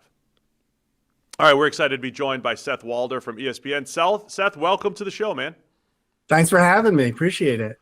We've done various work together throughout the years, and always good to connect and have you on here. So we wanted to discuss this down 14, go for 2 idea that has become way more prevalent across both college and the NFL. Can you give us a little bit of the genesis of the concept and what the analytics folks have been pushing over these last few years? Yeah, so the idea of it is that when you're down 14 points, let's say relatively late, call it beginning of fourth quarter, you score a touchdown, now you're down 8 points. The traditional idea would be you kick the extra point, you're down 7, you're down a touchdown, and then you can hopefully score another touchdown and tie the game. The idea of the basically down 8 gambit is you go for 2 on that first touchdown, and what that allows you to do is if you convert, then if you score again, you just kick an extra point and win the game. But if you fail, you have another opportunity to get back to it. So you can go for 2 again because you failed, and then you have an opportunity to still tie. When you do this, it tilts the win probability pretty significantly, assuming you're going to get that second score, right? The hardest part is scoring another touchdown, but if you're going to score another touchdown, then this really helps swing it. And it's a little bit like the numbers can be messy, but like if you just think of it like if you just assume a PAT is 100% and a 2-point conversion is 50%, I'm sure we're going to get into why it's not exactly that. But if you just assume that and you think, okay, PAT, we win the game 50% of the time. But if you think, okay, well, half the time when I go for 2, I just win right off the bat. And then half the time I fail, but half of that time I come back and tie it again. Hey, how's it going, win fellas? some of those games. And once you think about that, it's like, oh yeah, of course you're going to win some more when you go for 2 down 8. It's one of those things where it's totally counterintuitive, but generally I've found that as soon as you sort of have like a 5-minute conversation with somebody and explain it, it's like, oh yeah, of course, that does make sense. That's how it was for me. I remember when someone first brought this up to me, I guess 10 or 15 years ago, and I was like, wow, yeah, of course that's that way. And we've seen it take hold in the league, right? So many coaches now, it's almost the default at this point. Yeah, and we'll get into the math in a minute. But, yeah, the thing that I think makes it make sense or resonate to me is, like, if you are going to go for the win at some point, right, like attempt a 2-point conversion to win the game in one of those 2 scores, if you work on the basis that you might not make one, if you don't make it and you've left it to the end, the game's done. You lose, right, immediately. If you're going to miss one of the 2-point conversions, you need to know early so that you can have another, like it's extremely improbable, but if you're going to have to score a third time, the earlier you know that information, the better. Like that feels like to me the reason why it makes the most sense. And obviously that is dependent slightly on the math because the alternative is always, well, what if we don't play to win the game in regulation? We just play for overtime. Well, that's what I would say. I would push it a little farther than what you would say, because I would say that it's not what you said is correct, but it's also beneficial relative to the just play for overtime. You win more often, even if we consider overtime, we say it's a 50-50-ish proposition. You're just going to win more often if you do the down 8 than not. Yeah, so that I think is the part that starts to get really interesting because we had one of these situations come up last week in the Thursday night game between Seattle and Arizona. And, we were in our watch-along set over here, and we were doing the standard thing, right? You're down for 2 scores, you go for the 2-point conversion right away, et cetera, et cetera. And we had somebody in our chat, I forget what his name was, but he was saying, look, the math has actually changed on that. And all of a sudden, if you are going strictly by the numbers are actually saying you are better off trying to just kick 2 extra points, play for overtime, and try and win it that way. I tweeted this out in response to somebody, and a couple of people jumped in and said, that's true. Like the math is changing. Josh Hermsmeyer, who people might be familiar with on social media, was saying, yeah, whoever said that is sharp. He's right. The math is changing. So what is your understanding on that at the moment? What do you see the math in that changing? And if so, what do you make of that? So what I first say is, like, firstly, I'm open to any argument, and if there's I'm all ears, and certainly it's worthwhile keeping an eye on the numbers and seeing how things change. From what I see, I don't see how that can be the case. So some numbers have changed. Like I think what they're getting at is that 2-point conversion rates have dropped. Yes. Kind of a lot. So if you go back since the start of last season, 2-point conversion attempts from the 2, so let's remove the 1-yard ones, have converted 41% of the time. That's down quite a bit from sort of the 48% historical average. And PATs have also crept up just a tiny bit. We used to be kind of in a 94-ish percent. We're closer to 96%. And so, yeah, there's a less of a disparity. I think that presents 3 questions. 1, has there been a real shift in 2-point conversion rates? 2, if so, by how much? And 3, is that enough to say that you should kick the PAT when you're down 8 points? On the first point, I would say, well, we don't know, firstly, but there has been no rule change. There's been no rule change or some major external factor that would make us think, hey, 2-point conversions are going to be harder now. Doesn't mean that that there hasn't been a change, but there's no like obvious thing. I think that when we look at, okay, over the last 2 years, it's 41%. If we just back it up one more year and we say since 2023, we're all the way back to 47% already, because in 2023, they hit 55% of the time. But then I still think that I try to think about this in like a Bayesian way. So every data point should be valuable. But to me, what I would say is it's very possible that some factor, some unknown factor, maybe defense is just better at defending this play, has brought down the 2-point conversion rate a little bit. I think that's totally within the cards. But my best guess would certainly be somewhere in between 41 and 47, and probably closer to 47 at this point. But even if it were 41, the question is, well, is that enough? And here's the real kicker. When we do a 2-point analysis or fourth down analysis, we show like the win probability added and lost, right? Everybody's familiar with that. But there's another key number in there, which we call the break-even number, which is what is the rate at which you convert the play in order to justify going for it. So what conversion rate do you need on the 2-point play to justify going for 2 in the down 8 spot? And we have it in the Arizona game on Thursday. We put that number at 34.3%. It's really low because the advantage is so severe in this case. You could quibble with that number if you think the PAT number is up slightly, but you can't get that far, 34 to 36%. And that's, so you just go ahead. And that's going to factor in the Cardinals are underdogs there, right? And so they probably want more variance on 2 plays or 1 play rather than all of overtime, right? Because the basis of this is overtime's 50-50, but once you get into team strength, the lesser team theoretically doesn't want to go to overtime because they're more likely to lose. Is that all factored into that break-even point for Arizona there? So it is partially in the sense that we do consider the relative team strength in going into the game. I think we do still have overtime as a 50-50 proposition. Now in that game, you wouldn't. I mean, they were close. That was like a short spread. I don't think you. I mean. Yeah. Overtime was probably 50.5, or something. It's once you get that late in the game, it's so close to 50-50. Even if we're talking about like a 6 or 7 point spread, it's very close. It's a fair point that you could nudge things a percentage point or 2 in one direction or the other.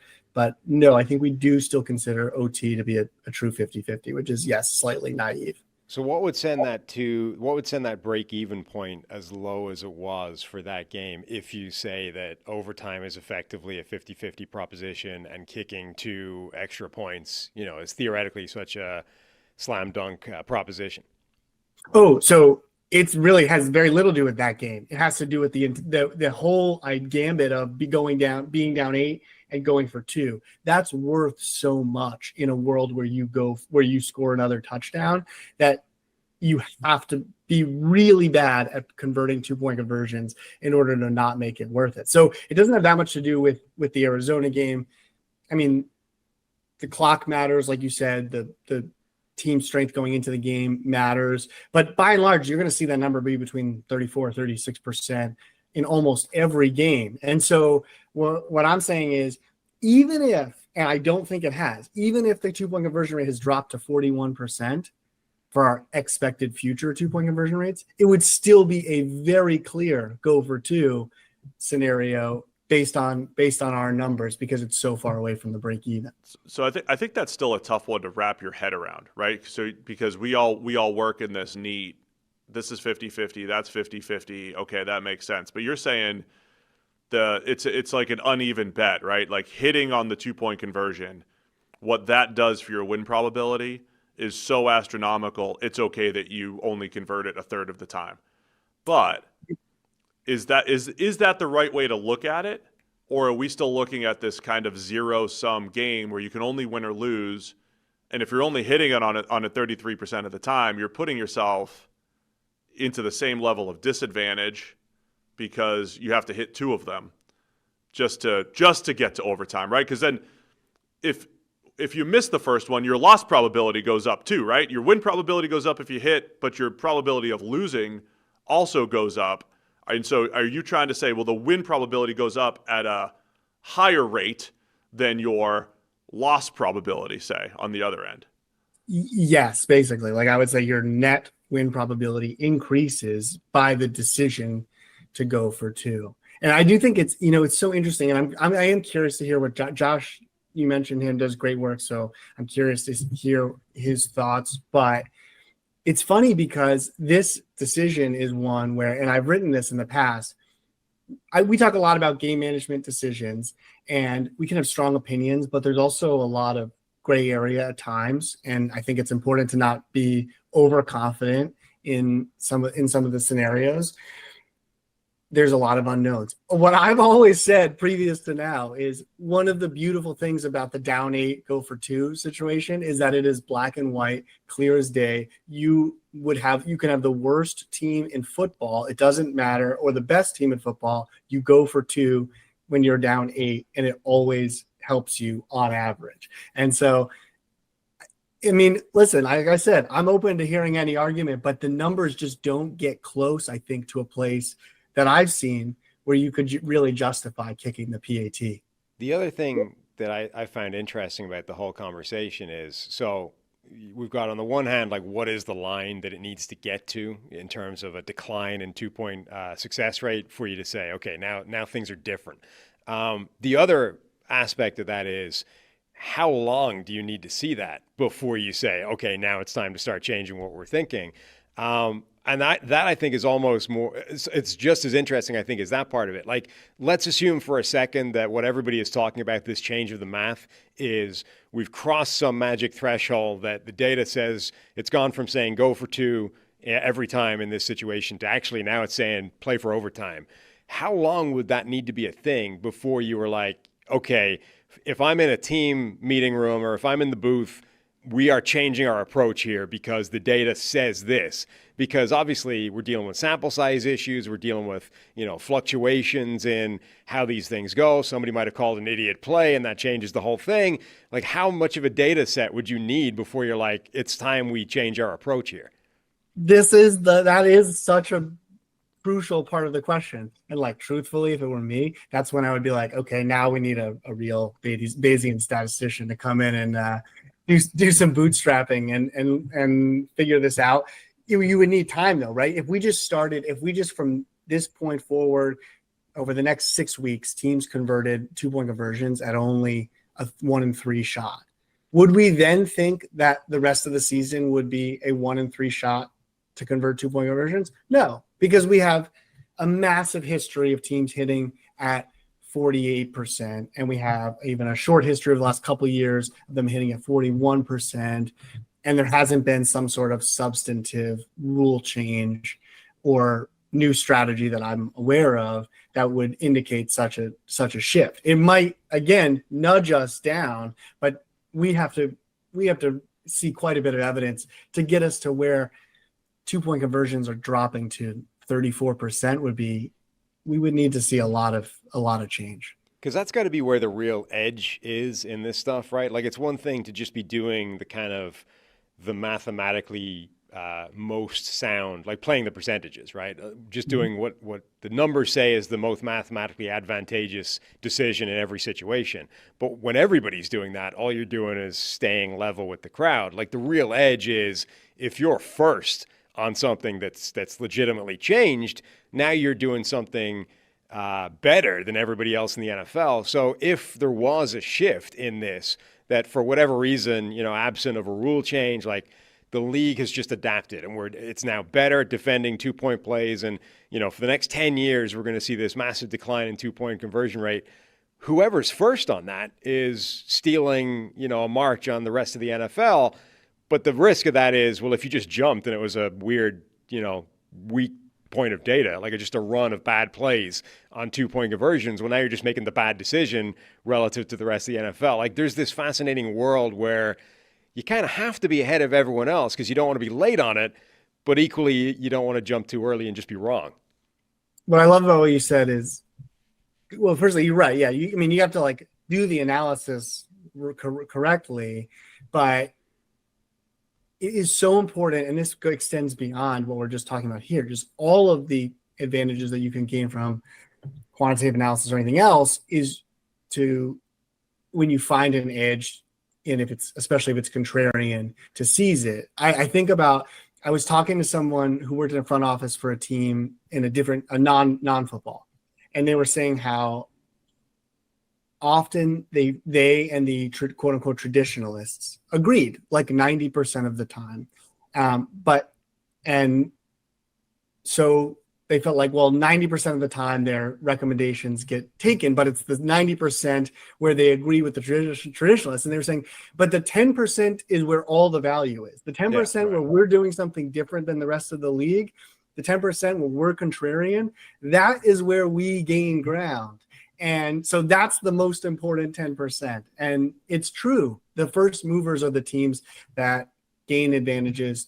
There were teams that did this early, and you can hold this to any of those things, right? Same with fourth downs, right? We've moved as a league so dramatically, but there were teams that moved first, and they had a period of time where they had an advantage over the rest of the league because of that. And that's true with schematic changes, with the way you treat the draft or free agency, everything. Being willing to be contrarian, if it's backed by evidence, can yield positive results. How much, what would need to happen in the running back world to move that? I mean, so the overarching question is, how much new data is needed to come off these, to change the analysis? I mean, that's the crux of this question. Like, how much, again, 2-point conversions, this is one example, but if there's another axiom, so to speak, that the analytics community holds on to, is it a season of data? Is it 2 seasons of data? You mentioned rule changes. Obviously, if there's a complete rule change that, you throw out past data, like how far do you go back? How do you handle those types of changes and ebbs and flows? Well, there's not like a hard answer here, but that's sort of the entire idea of trying to think like a Bayesian is you have this prior.